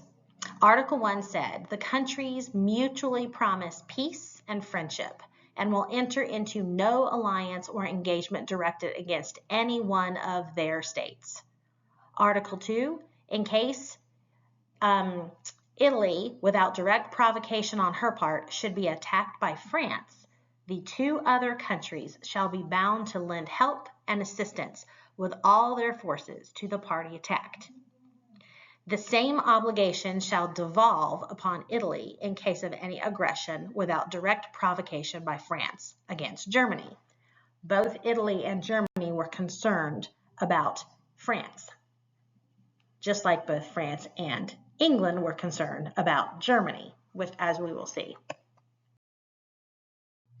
Bismarck's network of alliances that he started in the 1880s surrounded Germany with allies while diplomatically isolating the recently defeated France that, of course, the Prussians, or now the Germans, had defeated in that Franco-Prussian War. This was fairly smart. Now, the friendship that he made with Russia is going to fall apart fairly quickly, and France will take full advantage of that, as we will see. By 1890, as we've discussed before, Kaiser Wilhelm II forced Bismarck's retirement. He fired him, basically, and he ended diplomatic relations with Russia, not feeling that he needed to keep a friendship with Russia. Now, again, this would prove to be a bad move on the part of Wilhelm II. But remember what I said about him before. He thought he knew better. He didn't want to be micromanaged by Bismarck, who had micromanaged his grandfather to the benefit of his grandfather, but he was a bit of a punk, remember I said, and so he did not want to be micromanaged. He felt he knew better, and so he allowed for the friendship with Russia to wane away, and he, of course, fired the best diplomat that there was in the world at the time. He will also start acting very aggressively to try to gain territories in the imperial scramble for Africa and Asia as well, in which will bring him into friction and tension with France and England both. By 1894, France who had been isolated by the alliances that Bismarck had made in the 1880s, decided that they would form a military alliance with Russia, who had just recently been dissed, if you will, by William II of Germany. And this will further divide Europe into rival blocs. And if you look at the map, you will see that France is on the western side of Germany and Russia is on the eastern side of Germany. So France did this largely because of the geography of surrounding Germany with foes, if you will. Eventually, Great Britain will also be added to this alliance, as we will see. The Franco-Russian alliance, you see here, you see Lady Liberty. She's actually called Marianne. That's the French version of Lady Liberty, cozying up with the bear that represents Russia.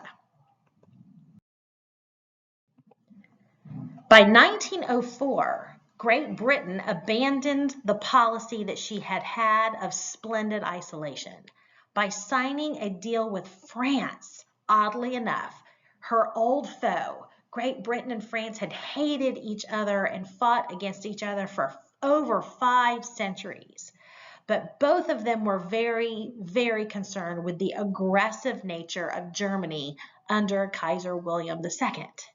So, Britain will sign a deal with France called the Entente Cordiale. Britain then signed an agreement also with Russia, thus forming the Triple Entente by 1907. So you have Great Britain, France, and Russia as the Triple Entente, and you have Germany, Austria-Hungary, and Italy as the Triple Alliance. Just so you guys know, eventually Italy will abandon the Triple Alliance prior to the war beginning, and by 1915 she actually joins the side of the Triple Entente. But Germany and Austria will add the Ottoman Empire to their alliance before the war begins. Great Britain and France, who had hated each other for centuries, now were begrudging allies because they were both more concerned about an aggressive Germany than they were about each other. Both of them had been challenged by Germany numerous times over colonial territories. And so they put their differences aside and became allies. Russia, France, and Britain all together. The Vive l'Entente, if you will. As you see there, united we stand, long live the Entente, the Triple Entente. Now, imperialism as a cause, I've already been alluding to this. We know that especially in Africa and in Southeast Asia and the Pacific, there is lots of tension going on between nations who are scrambling to gain colonial territories. This further inflamed European rivalries and tested those alliances that had been created. The whole purpose of an alliance was to create this alliance just in case war did happen. Maybe it would convince the foes to not break out into a lot of fighting and force them to come to the negotiation table. The alliances were actually formed to try to avoid the war, but in actuality, they ended up pulling everyone in. Germany was relatively late in joining the global colonization efforts, like we discussed earlier in this lecture. And they eventually, especially by 1890 or so, when Wilhelm II becomes the Kaiser, they started to ramp up the competition, trying to bully their way into territories, challenging the domination of certain territories by Britain and France for those remaining possessions that they saw in Africa. Sometimes even challenging Great Britain and France over territories that Britain or France already had control over. For example, Morocco, that had been under French control. The Germans will threaten, using their new naval boats, to go down there and threaten French control over those territories. In the Moroccan crisis, there will actually be 2 Moroccan crises. They will finally back down, but this just shows you the tensions would flare up, and we're just one step away from an all-out war. Here's a cartoon suggesting Bismarck was asleep as the European powers began carving up the world.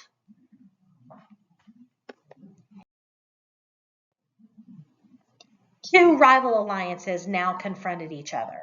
A dispute between any two powers in either of those alliances could possibly now escalate into a major war. So even though the alliances, the intention behind them was to try to keep countries out of war, it actually ended up pulling everyone in. Frederick Passy, a French veteran of the Battle of Waterloo from 1815, saw this happening and stated, "The entire able-bodied population are preparing to massacre one another, though no one, it is true, wants to attack, and everybody protests his love of peace and determination to maintain it. Yet the whole world feels that it only requires some unforeseen incident, some unpreventable accident, for the spark to fall in a flash and blow all Europe sky high. There will be a spark, and that spark will be in the Balkans region." On June 28, 1914, Austria-Hungary sent the Archduke, or the next in line for the throne. So not the emperor himself, but the next in line for the throne, the Archduke Franz Ferdinand, also known as Francis Ferdinand, and his wife, Sophia, on a tour of Bosnia that they had recently annexed back in 1910.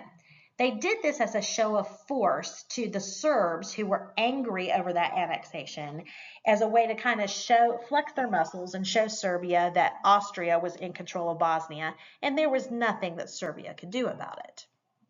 Well, a Serbian nationalist named Gavrilo Princip, a member of the Black Hand terrorist organization, ultimately shot at the two while they were on this tour of the city of Sarajevo, and the assassination happened. The assassination set in motion a chain reaction of events that plunged Europe into war. Gavrilo Princip said, "I am the son of peasants, and I know what is happening in the villages. That is why I wanted to take revenge, and I regret nothing." Thought that Serbia deserved to have Bosnia. Austria, in their show of force, took it, and Serbia, having Russia as their friend through Pan-Slavism, felt that they were emboldened to kind of push this issue. As it turns out, the Serbian government actually did kind of encourage the terrorist organizations to launch attacks against the Archduke. And so they were behind this. Austria-Hungary blamed Serbia for the death of the Archduke. It was pretty clear that they were behind this terrorist attack. And they made harsh demands towards them, hoping for war, actually. On July 23rd, Austria-Hungary's ultimatum to Serbia said this: "Serbia must modify the direction of her policy with regard to Austria-Hungary. The history of recent years, and in particular the painful events of the 28th of June last, have shown the existence of a subversive movement. The movement had its birth under the eye of the Serbian government and has included acts of terrorism and a series of outrages and murders. The Royal Serbian government has done nothing to repress." By July 28th, 5 days later, Austria-Hungary declared war on Serbia because Serbia refused to meet their demands. The war had begun, but how did everybody else get pulled into this? How come this wasn't just a conflict in the Balkans region between Austria and Serbia? Well, Russia started to mobilize their army to the border of Austria-Hungary in preparation for war because Serbia and Russia had made a secret alliance, and Russia had, promised to defend their fellow Slavic nation, Serbia, hoping to also get some access to those warm water ports by supporting Serbia. So this brings Russia into the war. Germany declared war on Russia since Germany was allied with Austria, and also declared war on France. Germany launched a secret plan that they had actually put in place a number of years before in case war happened. They made a plan to try to avoid a two-front war. They hoped that they could defeat France before Russia was able to fully mobilize and avoid that two-front war, assuming that Russia would take a very long time to mobilize since they were so far behind the rest of Europe in terms of industrialization.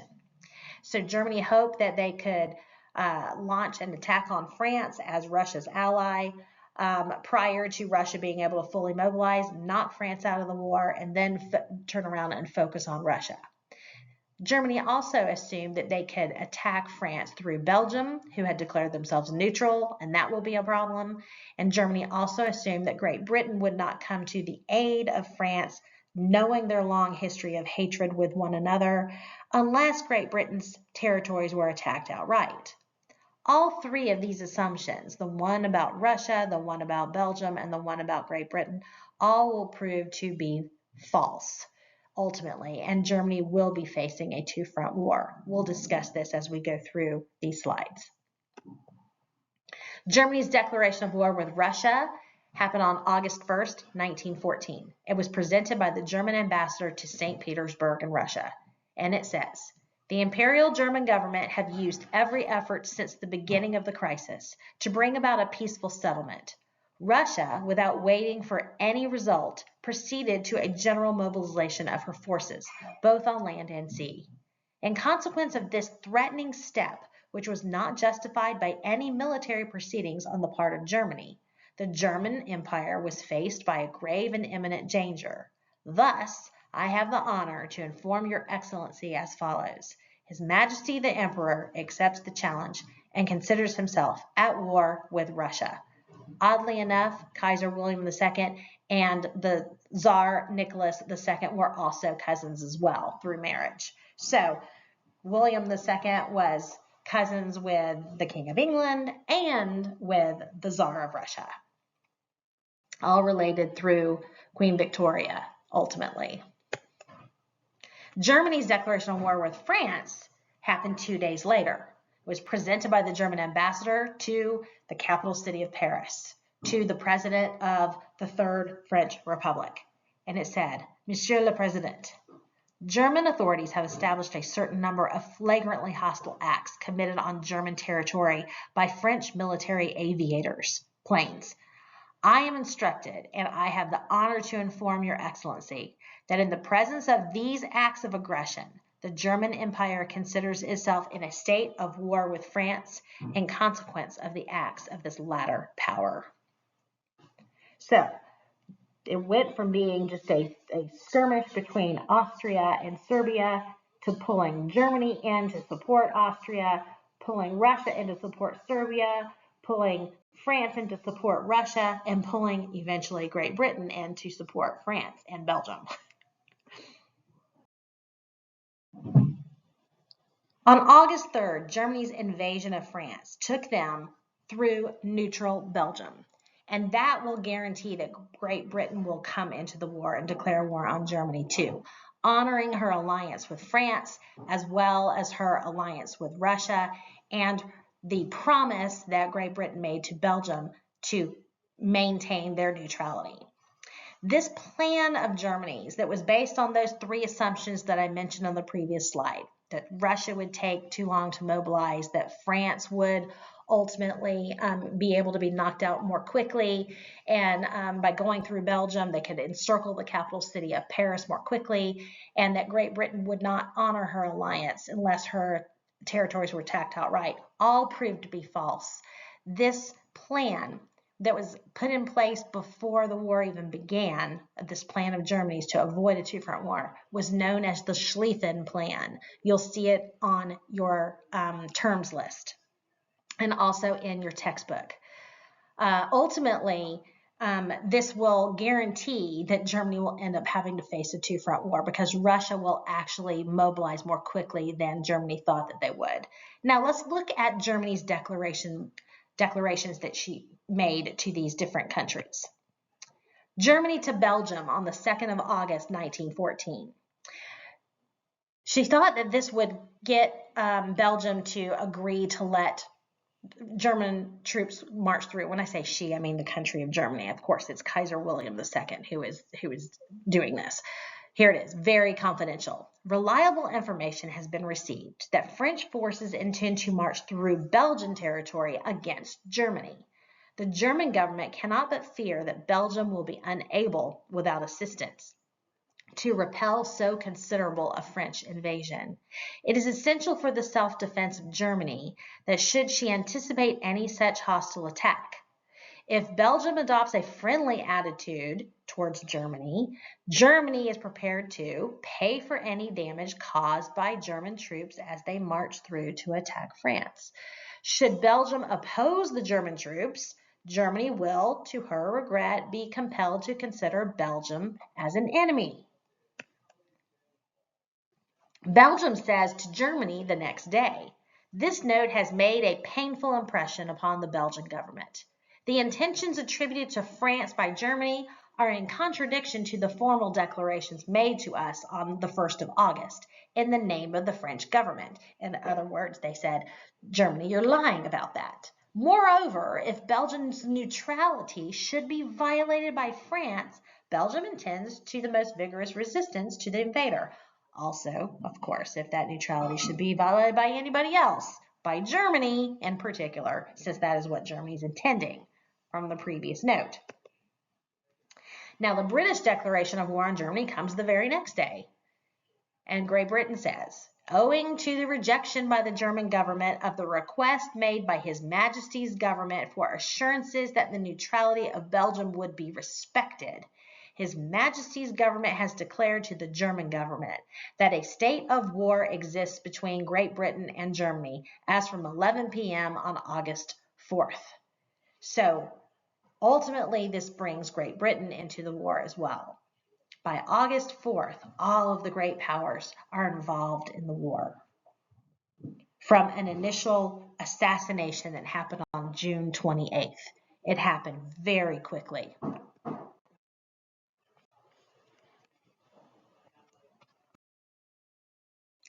Now let us begin talking about the fighting of World War I. World War I, also known as the Great War and the War to End All Wars, which obviously it wasn't, was the first war to encompass more than half of the world by the time it comes to an end. The United States will get involved, but not until 1917. The United States is only involved for the last year of the war. The Central Powers included Germany, Austria-Hungary, Bulgaria, and the Ottoman Empire. The old Triple Alliance, if you will, except for Italy, who had pulled out of that alliance prior to the war's beginning. And the Ottoman Empire and Bulgaria had actually been added to that alliance. So they will become known as the Central Powers because they are in the central part of Europe. And you see them marked in orange here on this map. The Allied powers included 28 nations ultimately. Originally, though, it was the big three, Great Britain, France, and Russia, that were part of the initial Triple Entente alliance, and Italy and the United States both join later. Italy joins in 1915, the US joins in 1917. New technologies like dynamite, machine guns, tanks, subs, meaning submarines, planes, and poison gas, all byproducts of the industrial age. And that industrialization made the war very, very destructive. More destructive than anybody could have imagined, since these weapons had never been utilized all at the same time in one fight before. They had no idea how devastating this war would be. Most nations thought the war would be over by Christmas when it began in early August, but it will drag on for 4 long years, and millions of lives will be lost in the process. Here are some of the new weapons that will be utilized in the war that are byproducts of the industrial age. Airplanes, artillery. You see different kinds of guns that were created by the industrial age, rapid fire machine guns, large explosive devices, tanks, as you will eventually see, cannons, mobile cannons, battleships and submarines also will be utilized. So this means that not only is the ground a battle zone, but also under the water, as well as above the air with the airplanes and the blimps, the zeppelins. Tanks. Tanks will increase as the war goes on. You see here the different years, how many the UK will produce tanks in great masses. So will France. The UK, meaning the United Kingdom, meaning Great Britain, has only 150 in 1916, but by 1917 over 1,200, and by 1918 over almost 1,400. France will produce from 800 in 1917 to 4,000 in 1918. And you see the other numbers as well. Poison gas will be a particularly dangerous weapon of war. Machine guns, rapid fire machine guns as well, a particularly dangerous weapon of war. Germany's Schlieffen Plan that I mentioned before gambled, like I say, that France could be knocked out of the war before Russia could mobilize its forces. I'll explain some of this more. I've explained most of it already in earlier slides, but what ends up happening is Russia mobilizes more quickly than Germany anticipated. So Germany has to divert some of their forces from France in order to fight against Russia, and ultimately she will be entrenched in a two-front war. We know why Great Britain came in. It was due to Belgium's neutrality being violated. So all 3 of Germany's assumptions based on that Schlieffen Plan proved to be wrong. Germany's initial offensive was stopped at the Battle of the Marne. The failure of the Schlieffen Plan forced Germany to divert some of her forces from the Marne, which was on the Western Front in France, to go and start fighting against the Russians on the Eastern Front. This will mean that the advance of Germany into France will be halted at the Marne River, and they will end up having to dig trenches there. And this will ultimately, pretty much along the Marne River on either side, is where most of the war between the Germans and the French and British will be fought. And those lines, that Western Front line, will really not have any real mobility, meaning no gains on either side for almost 3 years. This is what we call stalemate warfare. But stalemate warfare just means not a lot of gain was made, but many, many lives were taken in the process. It's a very wasteful kind of warfare, this trench warfare, this stalemate warfare. Millions will die for maybe yards of territory, if any, to be gained on either side. Here is where the Marne River lines were drawn and the Western Front. There's a movie out called All Quiet on the Western Front that it was written, it was a book written after the war was over by a man named Erich Remarque, who actually fought on the German side of the war. He basically wrote a novel about what he experienced. He had composite characters that he made up, but his experiences in the war. It's a devastating story of the wastefulness of trench warfare and the futility of this kind of warfare, and how the men on both sides, felt as if they were lambs being led to the slaughter by the governments that were directing this war. And they just became sheer number statistics. They weren't really human beings anymore, and it's devastating. Both sides constructed an elaborate system of trenches where they dig into the ground, literally dig into the ground. And these trenches stretched 600 plus miles from the English Channel to the Swiss border.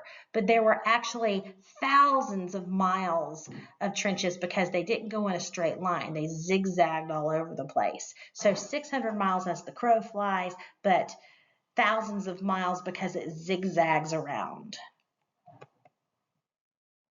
Here's the system of trenches that I was talking about, how they kind of zigzag around.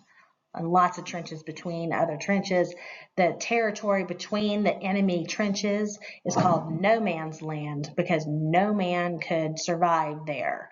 Going over the top out of the trench to try to take territory from the opposing forces ultimately proved futile. And this is why there wasn't a lot of movement on the Western Front for almost 3 years. Lots of death, but very little advancing being made because of this, slaughter that was taking place due to trench warfare and the new weaponry being utilized.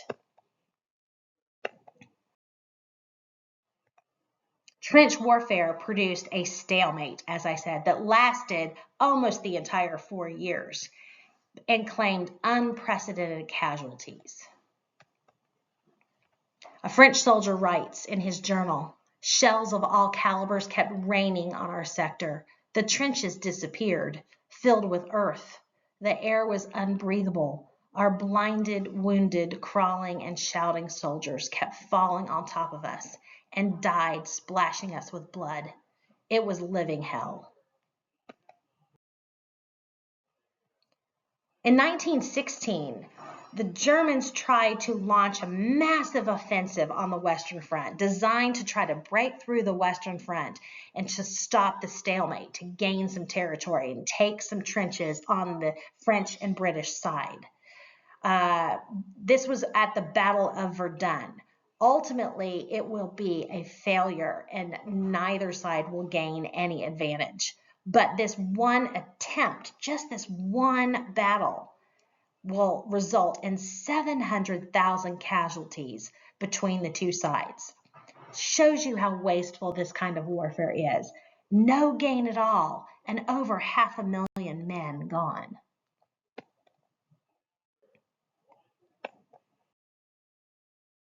Then, the same year, further north along the Marne River, the Battle of the Somme happens.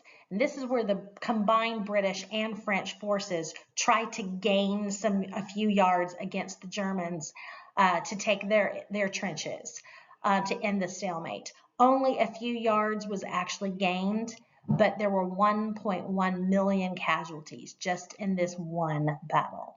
So between those two battles in 1916 on the Western Front, we have almost 2 million men lost with no real gain made on either side. Wasteful warfare, just wasteful.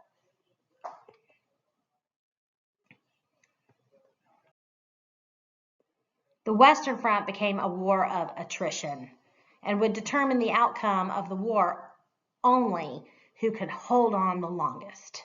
The most powerful countries were involved on both sides and were not able to gain on either side. So it's whoever could hang on the longest. Valentine Fleming wrote, "Imagine a broad belt, 10 miles or so in width, stretching from the English Channel, to the German frontier, which is positively littered with the bodies of men and scarified with their rude graves, in which farms, villages, and cottages are shapeless heaps of blackened masonry, in which fields, roads, and trees are pitted and torn and twisted by shells and disfigured by dead horses, cattle, sheep, and goats, scattered in every attitude of repulsive distortion and dismemberment, not to mention the casualties of the civilian population." The Eastern Front, however, between Germany, Austria-Hungary on one side and Russia on the other, there was more movement in this, less stalemate, more movement in the to the benefit of the Germans, to the Central Powers. The Eastern Front extended from the Baltic Sea in the north to the Black Sea in the south, and it changed frequently, like I say, a lot more movement, as the Russians were largely handled by the Germans. The Russians, remember, had not fully industrialized, and even though they had more men, they will not be able to compete against the German artillery. In 1915, Italy joined the Allies, betraying their pre-war alliance, remember, that they had made with Germany and Austria, hoping to gain land at the expense of Austria-Hungary on the southern front once the war was over. But Italy coming into the war did not really benefit Russia very much at all. Italy was not able to really launch a huge offensive against the Austria-Hungarians in the south, not enough to help the Russians anyways. See the pictures of the Eastern Front. In 1915, the Ottoman Empire had joined the Central Powers. They actually had become part of the alliance prior to the war's beginning, but they didn't really start helping them in the fight until 1915. The Ottoman Empire hoped to defeat Serbia to reclaim its lost territory in the Balkans, including Serbia, by joining this war on the side of the Germans and the Austro-Hungarians. And this was also a desire for Germany and Austria-Hungary to get to isolate Russia even further from her allies on the Western Front. In 1915, the Ottomans, led by General Mustafa Kemal, defended the Dardanelles Straits from the British invasion at the Battle of Gallipoli. The British had used some of their imperial troops, sending men from Australia and New Zealand to try to take the Dardanelles Straits, to try to cut off the Ottoman Empire or Turkey from the rest of the Central Powers. And this, of course, was designed to maybe eventually give some assistance to the Russians on the Eastern Front. But it was a complete disaster for the British. It resulted in 500,000 casualties, and the British were not able to destabilize the Ottoman Empire with this battle. The Ottomans ultimately won this battle. There's General Mustafa Kemal. However, the British will eventually be able to destabilize the Ottoman Empire, the weak link, they think, of the Central Powers, in 1917. So a couple of years later, the British Colonel Lawrence of Arabia, as he was called, helped the Arab population led by Ibn Ali Hussein revolt against the Ottomans. The Arabs in the Middle East had been taken over by the Ottomans, and the British felt that if they could get the Arabs to revolt against the Ottoman Empire, promising them that they would have their independence once they did this, to help the British destabilize the Ottoman Empire, that this would be a way to force the Ottoman Empire to collapse and withdraw from the Triple Alliance, from the Central Powers. The promises that were made to the Arabs by the British, though, of autonomy and freedom once the war were over, were never kept. And ultimately, that area will be divided up by Great Britain and France with the collapse of the Ottoman Empire into the Mandate system, which will be discussed later. European colonies, as I said before, played a significant role in the war.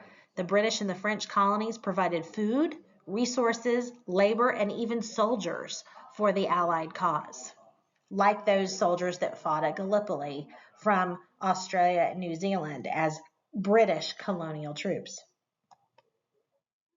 The Sikh British soldiers also from India will participate in the war. Chinese troops fighting in the French army. Nigerian brigade in the British army. African German Schutztruppen. The British and French took the 4 German colonies in Africa, and Japan took German possessions in the Pacific once the war was over. Once Germany loses, Germany's imperial territories will be taken by the victors. To the victors go the spoils. In 1917, Germany started using unrestricted submarine warfare, and they started bombing ships that were resupplying the Western allies of Great Britain and France across the Atlantic Ocean. The United States had declared itself neutral at the beginning of this war, saying it was a European conflict. And Woodrow Wilson had kept us out of the war for the first 3 years of the war, but we were supplying our trade partners, Great Britain and France, with supplies that they badly needed in the fight against Germany on the Western Front. So were we really neutral? Yeah, Germany argued we really weren't. So they started using, with their new weapons of submarines, the German U-boats, they started torpedoing ships that were bringing in supplies to the British and the French, and crossing through that blockade that Germany had formed. Ultimately, the unrestricted submarine warfare that was attacking many of our supply ships, as well as a telegram that the Germans sent, the Zimmermann telegram, sent to the Mexicans, trying to get the Mexicans to attack the United States. Both of these things ended up bringing the U.S. into the war on the side of the Allies. There is the area, if any ship entered that area that surrounded the British Isles and the coastline of France, they would be torpedoed by German U-boats. Here's the Zimmermann telegram. The Germans hoped that the United States would be otherwise occupied with a fight against Mexico. Mexico had lost a war, the Mexican-American War, to us about 60 to 70 years prior, and we had taken a huge amount of territory from them, including California and Nevada and Texas. And so the Germans were trying to get the Mexicans to declare war on the United States to try to get those territories back, and Germany promised that if they did that, and it kept America out of World War I, that they would help the Mexicans eventually regain those territories. We found out about it. It was leaked to us, and it guaranteed that the people of the United States were now willing to get involved in this war against Germany in particular. Now, with the United States entering the war in 1917, it will turn the tide on the Western Front against Germany. But we need to discuss some other things that are going on before we actually get to that. Initially, when the war began all over Europe in 1914, there was mass enthusiasm for the war. Okay, they thought this was a way, to get glory for oneself and for one's country. They thought it would be over by Christmas. It would be a diversion that men could go and make a name for themselves and gain more territory for their country. But the war dragged on through trench warfare, through stalemate. And as the war dragged on, governments mobilized all resources in order to wage total war, meaning that all levels of the population, even the civilians, would be involved in this struggle. Demands for munitions and other materials far exceeded the supplies that were able to be harnessed, leading to government coordination of economies for the war effort. So rationing and those kinds of things would happen. Every level of society would be involved in the war effort in one way, shape, or form. And of course, the women would have to go back into the factories to make the munitions that the men needed for the fighting on the front. Governments instituted drafts, they raised taxes, they borrowed money, and they rationed food and supplies to try to fund the war effort. They used propaganda to convince people to join the army even before the draft was initiated. And they used shame oftentimes. Who's absent? Is it you? Pointing to you, arguing that you're a coward if you don't join. Write a check today for national war bonds. That's the loans, the government borrowing money from the people buying war bonds to try to save their country. Saving certificates go to the Empire Bank. The kitchen is the key to victory. Eat less bread, rationing to supply the troops with more food. We must confine our consumption of sugar to not more than 2 pounds per person per month in order to provide a restricted ration to England, France, and Italy, meaning the Allied powers. This, of course, was still before the United States joined. The war created near full employment for most nations that were involved. Large numbers of women had to leave home and go to work in the factories while the men were fighting on the front lines. Come into the factories, women of Britain. Postpone your holidays and appeal to the nation by Sir Douglas Haig. Support the men at the front. Civilians intentionally targeted by the enemy forces were hoping to break the will of the people. The civilians were targeted by the enemies on purpose to try to force the governments to capitulate. So, because of that, cities would be bombed by airplanes and by blimps or zeppelins, specifically targeting civilian populations on both sides. 7 million civilian casualties were the result in World War I. This is another reason why it's called a total war. Governments tightly controlled the news and used propaganda to rally public morale and arouse hatred of the enemy. Oftentimes, the enemy shown as a monster to convince the population that this was a just cause. Destroy this mad brute. Enlist in the U.S. Army. Of course, that's supposed to be Germany. You see the pointy helmet, which is Germany. Okay, and it says Germany up at the top. The pressures of total war, however, and the war of attrition, especially on the Western Front, led to strikes, mutinies of the army, demonstrations, and in the combatant powers by 1916. In particular, on the Eastern Front, since the Russians were not doing very well against the Germans and the Austrians, there started to be a loss of morale among the Russian troops, and they lost the will to fight, and the people at home in Russia lost the will to support the war as well. This is one of the reasons why the Russian Revolution happened in the midst of World War I.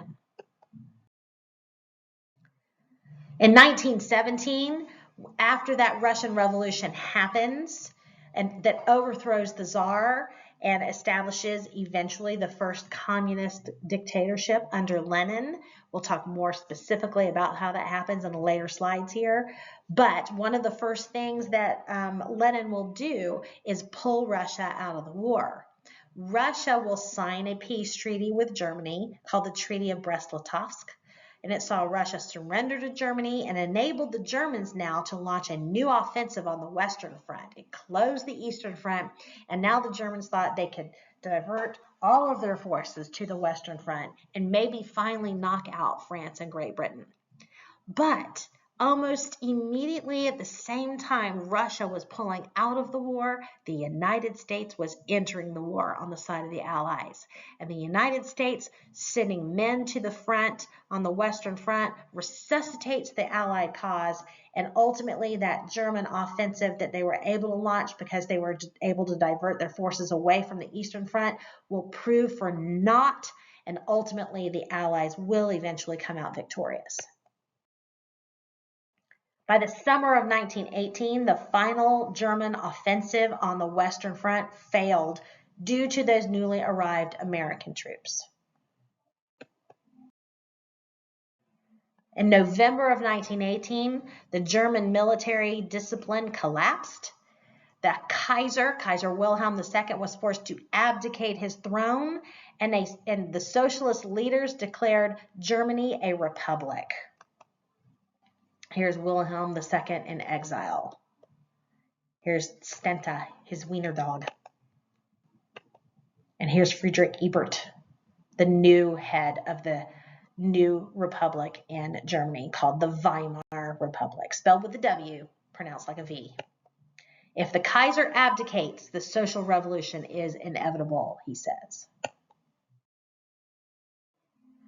On November 11th, 1918, on the 11th hour of the 11th day of the 11th month, the armistice was declared. The new leaders of Germany in this new Weimar Republic agreed to the Allied terms for an armistice, a ceasing of the fighting, and the negotiations for peace could begin. November 11th is still celebrated throughout Europe as Armistice Day, the end of World War I. We celebrate it in our country as Veterans Day. We recognize veterans from all foreign wars on Veterans Day on November 11th each and every year.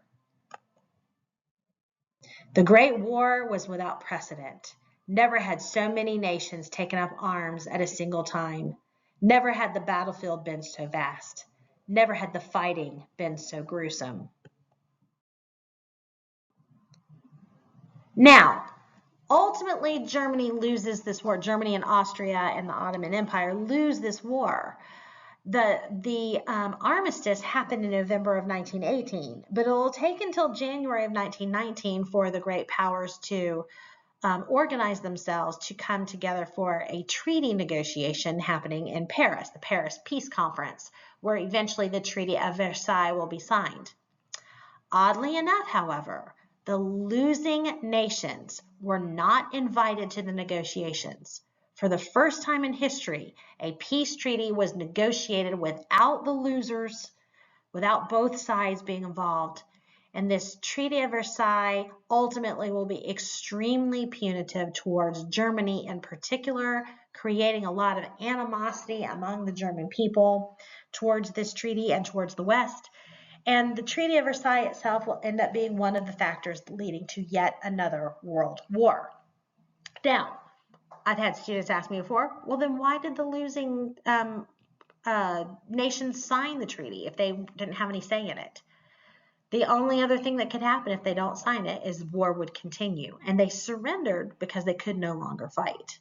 So they felt as if it was a dictated peace to them, and there will be a lot of resentment in the minds of those who lost this war. And that goes a long way to explain in the 20s and 30s the rise of totalitarian dictatorships throughout Europe, which we'll talk about more in the next unit. Now let's talk a little bit about the Treaty of Versailles, which we'll also continue to talk about in following units. First of all, we need to understand that the Germans actually surrendered in November of 1918, believing that President Woodrow Wilson's 14 points would serve as the framework for a peace treaty. Now, Woodrow Wilson was our president. He was an idealistic man who was really the only world leader that had any kind of plan for what he thought should happen once the war was over. He made this plan even before the United States entered the war. But the 14 points had things in it. He hoped that he could make the world safe for democracy. He wanted to end alliances, especially secret ones. He wanted the blame for the war to be shared equally among all the nations that were involved because he believed that all nations had some culpability in this war. And he hoped to make a world safe for open diplomacy where nations could come together to talk about things rather than coming to blows by creating a League of Nations, the first international organization since the Concert of Europe had fallen apart. Ultimately, his idealistic terms of no one nation having to receive the blame, etc., would not actually be what happens at this treaty negotiation.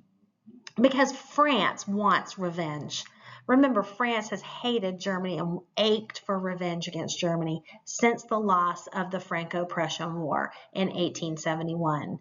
So even though Germany sues for peace, thinking they're going to get the 14 points as the basis of a treaty, they get something much more harsh. And ultimately, Woodrow Wilson had to negotiate away most of his points in order to get the creation of the League of Nations, which ultimately fails, as we will discuss in later units. Woodrow Wilson said, "The world must be made safe for democracy. Its peace must be planted upon the tested foundations of political liberty."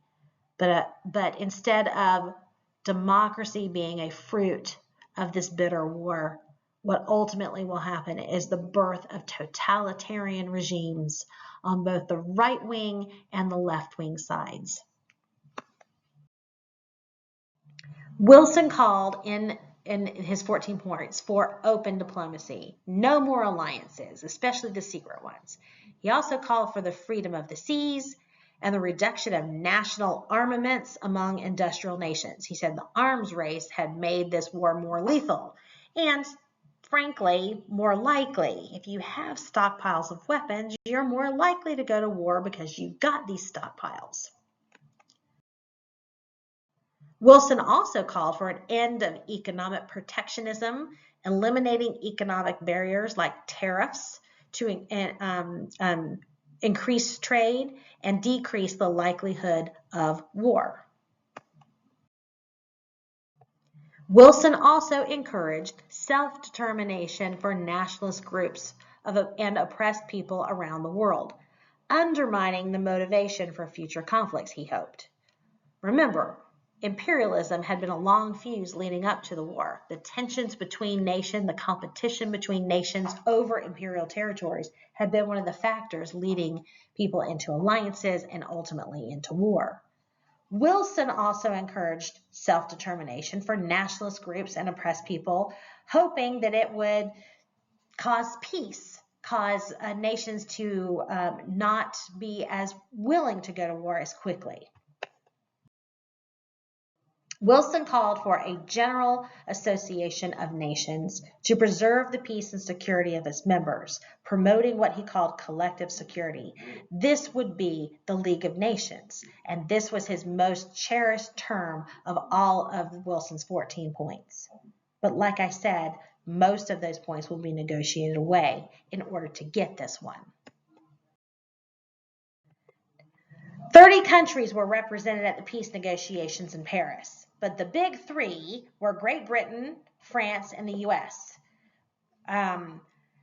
They were the ones making the major decisions. Now, there was also, Italy was initially invited also, but the Italian delegate ultimately got ticked off that they did not get the territories promised to them from the Austrian Empire. The other winning nations actually carved up those territories into new nations. And they were angry about this, so they left the negotiations before it was over.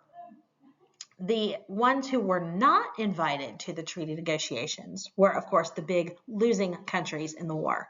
Germany, Austria-Hungary, and the Ottomans were not even allowed to attend the conference. And of course, the defeated Russia, because they had already pulled out of the war and signed their own separate treaty with Germany, they were not invited either. Despite Wilson's plans and his 14 points, many allies wanted to punish Germany in particular, especially France's president, Georges Clemenceau. And since the negotiations were happening on French soil, and the majority of the bitter fighting on the Western Front was fought on Western lands, the French had a strong position to make this treaty extremely punitive towards Germany. Germany ultimately ended up losing 13% of its land, and the Rhineland bordering France was completely demilitarized along the Rhine River. German territories in Africa and the Pacific were also taken away from them and instead given as mandates to Britain, France, and Japan. They carved up those territories that had belonged to Germany, and they kept them for the winners. Germany's army was limited also. It was reduced to only 100,000 men. Artillery, aircraft, and submarines were banned and not allowed. Germany was also declared guilty of starting the war and forced to pay huge reparation payments as well. This war guilt clause, Article 231 of the Versailles Treaty terms, was especially punitive towards Germany. They had to accept full responsibility for the war and pay these heavy reparation payments, in particular to France and Great Britain. Now, folks, we went through the causes of this war. We know that Germany was not alone in why this war happened. So it's not really a fair way to deal with the end of this war. And so Germany will be extremely bitter because of this, ultimately in the long run, leading, of course, to the rise of the Nazi Party and eventually to another world war. Poland gained its independence, and a strip of German land called the Polish Corridor was now given to Poland, and Poland now becomes its own nation for the first time in hundreds of years. But this territory, this Polish Corridor, actually cut Germany off from some of their territory. The little territory of East Prussia is now isolated from the rest of Germany. Austria and Hungary, or Austria-Hungary had been the Empire of Austria-Hungary, became separate countries. The Austrian Empire was divided up. It unraveled, and Austria becomes its own nation. Hungary becomes its own nation. Czechoslovakia and Yugoslavia were also formed out of territories that had once been part of the Austrian Empire. New states carved out. So the Austrian Empire collapses. German Empire collapses. Austrian Empire collapses, and of course the Ottoman Empire collapses as well. The Ottoman Empire was dissolved and replaced by a republic, the Republic of Turkey. And those Middle East territories that had been promised their freedom if they rebelled against the Ottoman Empire, were promised their freedom by the British, well, they didn't get their freedom. They actually, many of them became mandates to the League of Nations, in particular to Great Britain and France. So they were now administered by the British and the French. This goes a long way to explain why for centuries, well, actually going back further for centuries, but in particular in the 20th and now the 21st century, there's a lot of animosity in the Middle East towards the West, and it can be traced back to here as well. The Allies did ultimately create the League of Nations, which was one of the desires of Wilson in his 14 points, to discuss and settle disputes supposedly without resorting to war. But the League of Nations was almost undercut from the very beginning because not every nation would belong to it. Germany and Russia were not invited to be part of the League of Nations initially. The United States would not join because the United States actually never ratified the treaty that ended the war. The Senate would never ratify it, so we could not join the League of Nations as a result, which of course greatly disappointed Woodrow Wilson as the President of the United States. This just goes to show you that the President cannot make the decisions on his own. In our country, it has to be approved by the Senate as well, and it wasn't.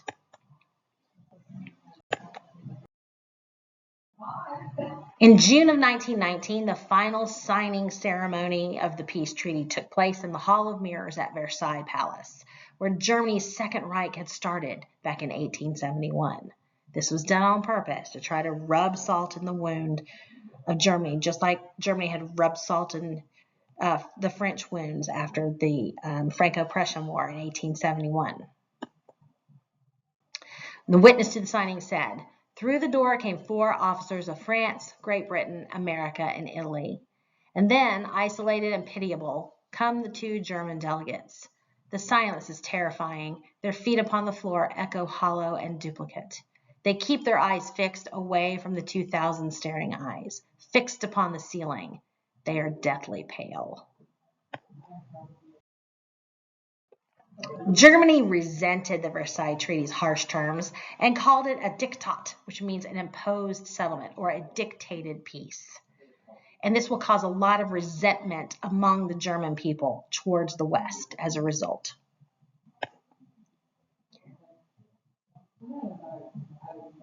This will ultimately lead to the rise of Hitler and the Nazi Party.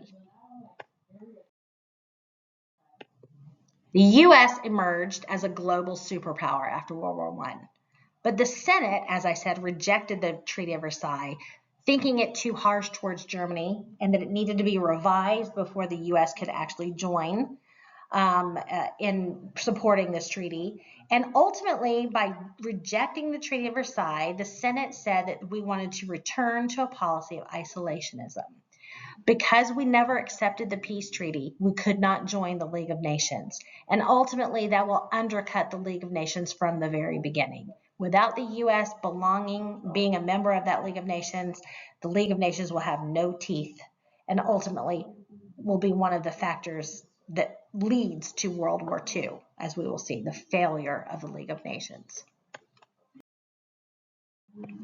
Despite the harsh terms towards Germany and the weaknesses that we see in the Treaty of Versailles, genuine attempts were made in some areas of the 1920s to secure a lasting peace. But ultimately, they start to fall apart by the end of the 20s and into the early 30s.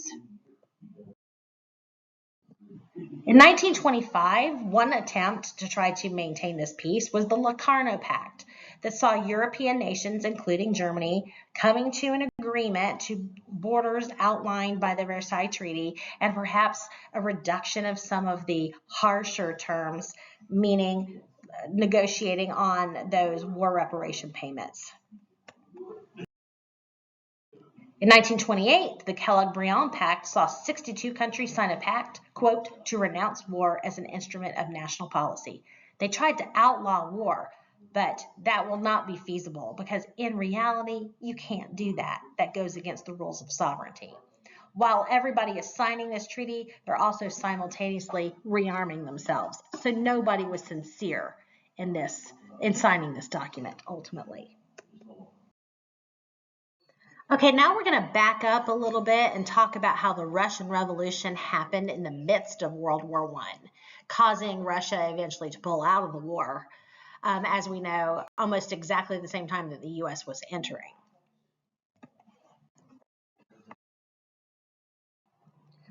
Despite the reforms that were attempted by Tsar Alexander II after the Crimean War was over, and the industrial growth that Russia had started, at least especially with railway construction and steel and coal being dominant heavy industries, Russia still remained a backwards country at the dawn of the 20th century. Most folks that lived in Russia were peasant farmers. The next two czars after Alexander II was assassinated in 1881, Tsar Alexander III and then his son, Tsar Nicholas II, were both unwilling.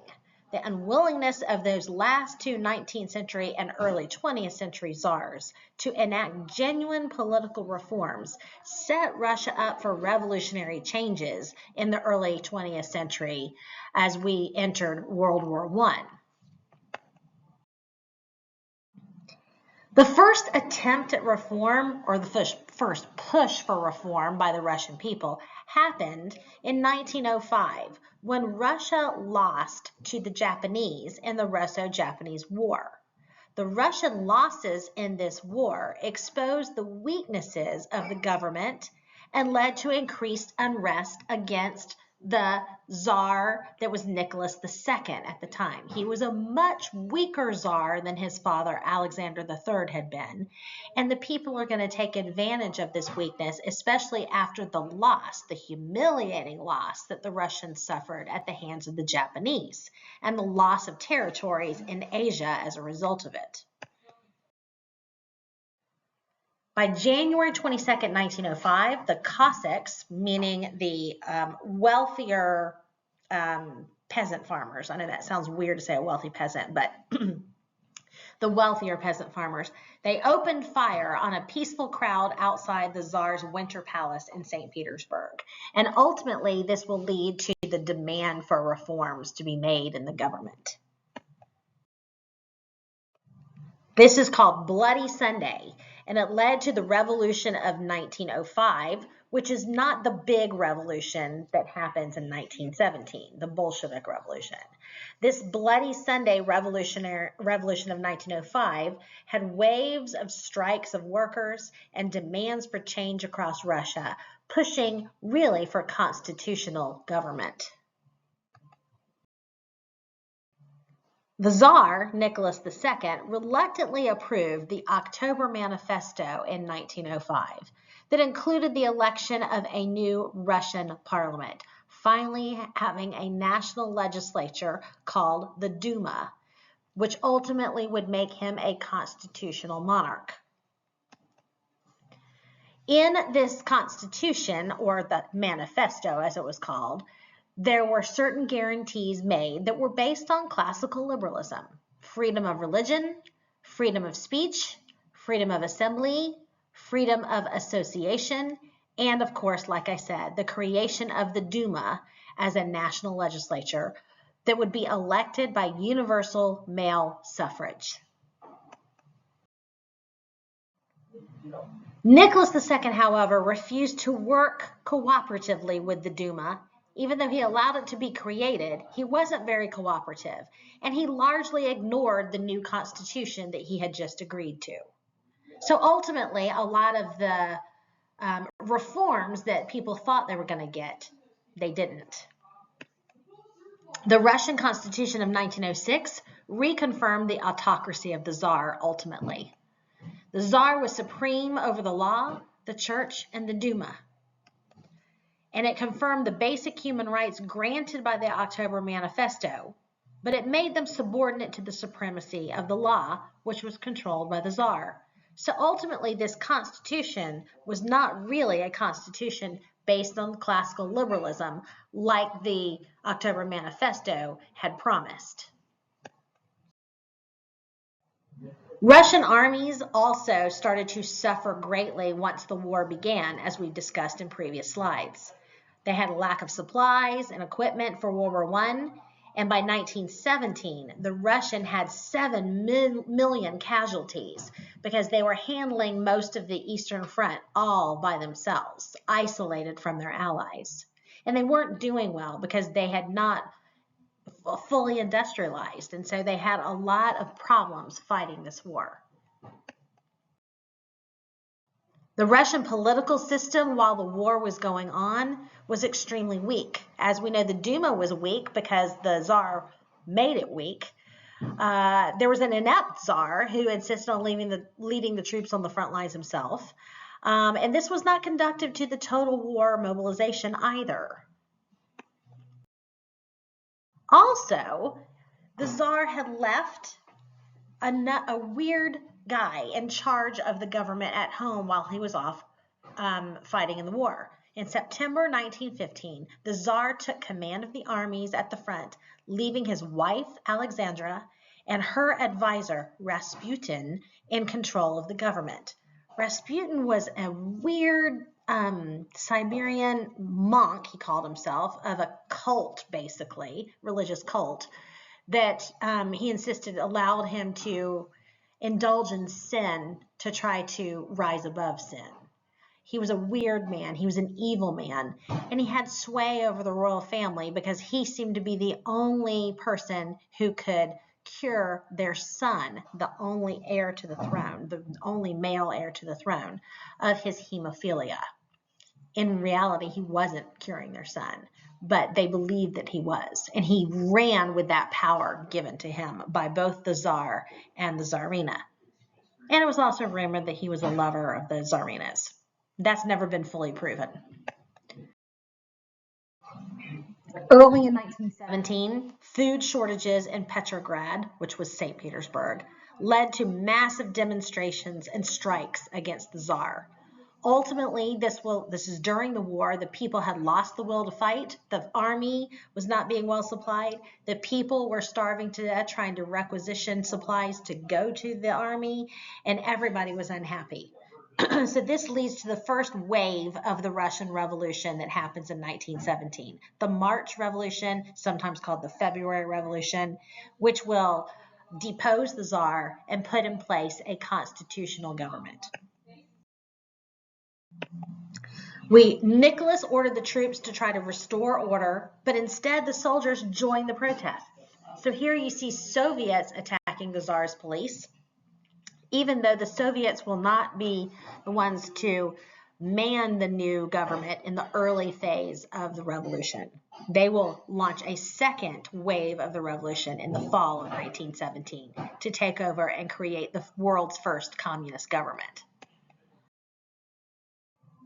In March of 1917, with this first wave of the revolution, Nicholas II was forced to abdicate, no longer being the Tsar. This ended 3 centuries of Romanov rule in Russia.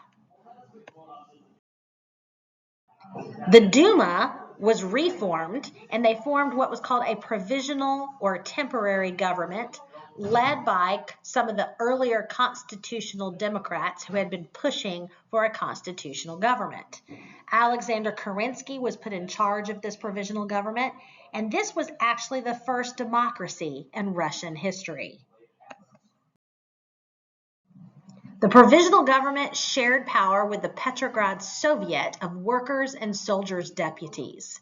And these folks, the Petrograd Soviet, wanted to push for more social reforms to be put in place in this new government. So there will be tensions almost from the get-go, from those that were more moderates and more in line with classical liberalism, and those that were more radical and more in line with socialism and eventually communism. By the summer of 1917, Kerensky and the provisional government authorized a new offensive on the Eastern Front. Even though the people of Russia no longer really supported the war effort, Kerensky could not find it in his power to really pull Russia out of the war because the other allies, France and Great Britain, were insisting that Russia honor their alliance. So despite the mounting losses and the war's unpopularity, Kerensky kept Russia in the war, and this will eventually lead to many of those left-leaning Soviets to push for an end to this provisional government. Army Order Number 1 was issued, which put groups of soldiers in charge of the army instead of being under the leadership of the Russian nobility. Officers were dismissed, and the soldiers, the Russian offensive ended up failing because most of those smaller groups of soldiers did not want to fight anymore. So this ultimately led to a collapse in the Russian offensive and ultimately will lead to a collapse of the provisional government, as we will see. Vladimir Lenin, who was a leader of the revolutionary Bolsheviks before the war even began, had been exiled from Russia before the war began because it was suspected he was part of an assassination attempt on Tsar Nicholas II. He had seen World War I as an opportunity for communists to maybe seize power in Russia, seeing that this would lead to division among the Russians, more support for the socialist cause, and eventually for the Bolshevik cause. And that will lead him back into Russia. He will be smuggled back into Russia, actually by the Germans, who thought that if he could take over in Russia, he would pull Russia out of the war and thus end the two-front war for Germany, which is exactly what happened. So Lenin will be smuggled back into Russia and ultimately will take charge over the Bolsheviks, and they will launch an offensive revolt against the provisional government by the fall of 1917. Lenin, unlike Karl Marx, believed that a communist revolution was possible even in a backwards nation like Russia.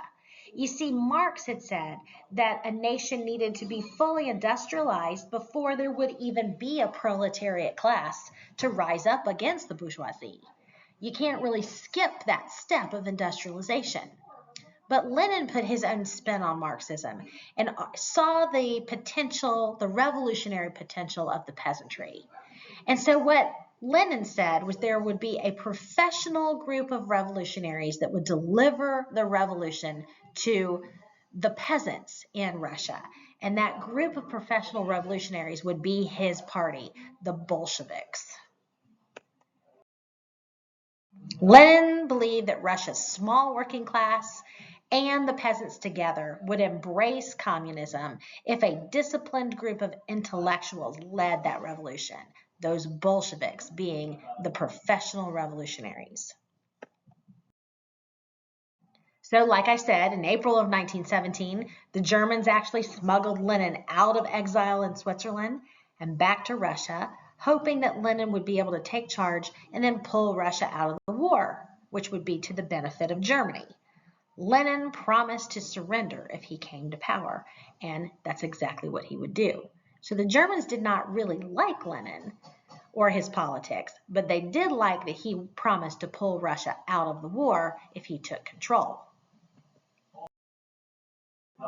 Lenin's slogan of peace, land, and bread captured popular imagination, and the Bolsheviks won some support in Petrograd or in St. Petersburg.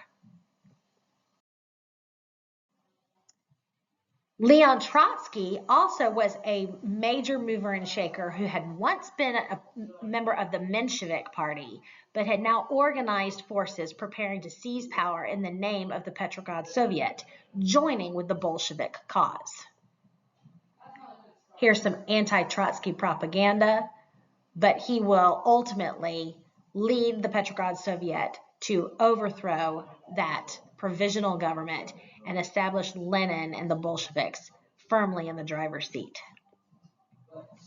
Here's pro-Trotsky propaganda. You see, it's a very different point of view from the previous one, showing him as a savior instead of a villain. In November 1917, Trotsky and the Petrograd Soviet seized power away from the provisional government and seized the abandoned government buildings throughout St. Petersburg and then moving into Moscow in the name of the Bolshevik cause. This is the Bolshevik wave of the Russian Revolution in the name of Lenin. By March of 1918, the Bolsheviks, under the leadership of Lenin and Trotsky, agreed to the Treaty of Brest-Litovsk. This treaty will pull Russia out of the war officially, and Russia will lose 1/4 of its European territory and 1/3 of its population. Those territories were supposed to go to Germany, but of course, by November of 1918, Germany had lost the war, so they're never able to capitalize on those territories. Instead, those territories are carved up into different nations, some of it given to Poland, other parts of it will become new nations like Romania, and we'll talk more about them in the interwar period. Russia later repudiated the treaty, however, and the Allies declared it null and void after the war. This is what I was talking about, and ultimately Germany will not be able to capitalize on those gains that they had made with the Treaty of Brest-Litovsk. The Bolsheviks immediately legalized peasant seizures of lands, which were happening all over Russia. The peasants were rising up against the landlords and taking lands from them, killing a lot of landlords as well. In January of 1918, Lenin promised free elections for a new government, but when the communists lost in these initial elections, he assumed that they would win. When they lost across Russia, Lenin instead and the Bolsheviks decided, nope, we're not going to honor those elections. We're going to nullify those elections, and instead we're going to seize power and become the leading party. So they ultimately leveled all of the other classes, eliminating classes like Marx said would happen, except for the fact that the party, the Bolsheviks, remained in charge. They become known as the Communist Party. They seized control over the government and all the lands and all the businesses, and instead establish a left-wing communist totalitarian dictatorship under the leadership of Lenin. By the summer of 1918, the Bolshevik destruction of democracy leads to some more revolts out of the frying pan and into the fire. They get out of World War I, but almost immediately they are pushed into a civil war, as several of the armies of those that supported democracy, known as the White Armies, sought to overthrow Lenin and his new Red Army of communists. Trotsky formed a highly disciplined Red Army, making it compulsory for all workers and all peasants to participate in the army. And ultimately, the Russian Civil War will be won by the Red Army. This will put Lenin and the Bolsheviks firmly in the driver's seat to create that totalitarian left-wing communist government. The Reds won the Civil War for many reasons, including controlling the strategic center of the country, and the railroads that crossed through that center of the country. The Bolsheviks, the white opponents, were divided also. They lacked a single clear political program. Some of them wanted democracy, wanted a return of the provisional government under Kerensky. Others of them wanted a return of the Tsar to the throne. And because they couldn't agree, the Reds were able to divide and conquer. The Red Army was able to mobilize the home front in the Russian Civil War, using forced labor and grain rationing, and used terror to maintain discipline in the Red Army and ultimately subdue the opposition. And ultimately, they were able to win the Russian Civil War and crush the White Forces movement.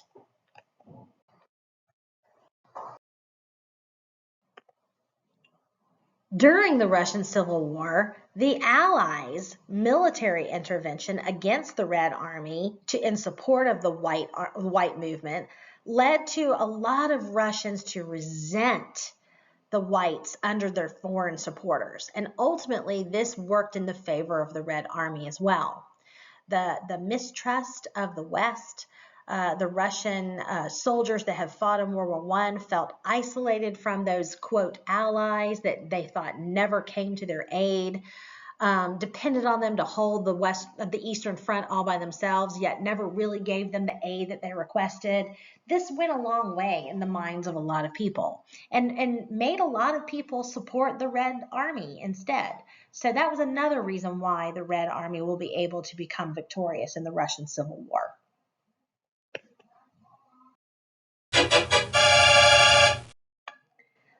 What happens with the royal family? Yeah, Nicholas II had been deposed back in March of 1917, but here we are in the middle of the Russian Civil War, moving into 1920, and he's still alive.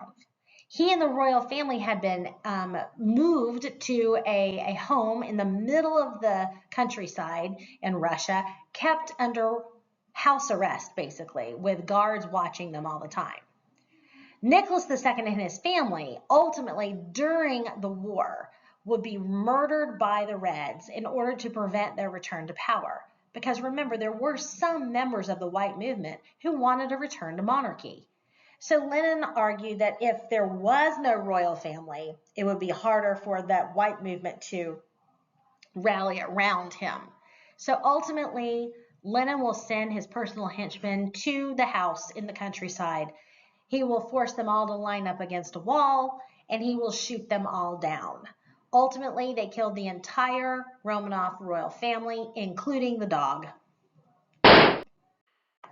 Nicholas will die, Alexandra will die, Olga will die, Tatiana will die, Marie will die, Anastasia will die. That's debatable, but most believe she will. And of course, Alexei, who was the heir to the throne, will die.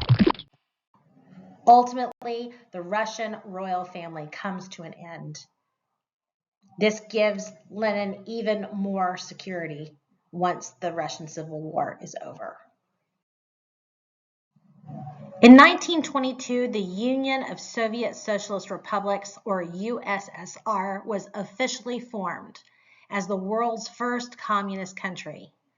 Under the leadership of Lenin, things will not go well, and he will have to make some changes that ultimately will be removed once Stalin comes to power. We will talk more specifically about how this communist country becomes a totalitarian dictatorship of the left-wing variety in our next unit.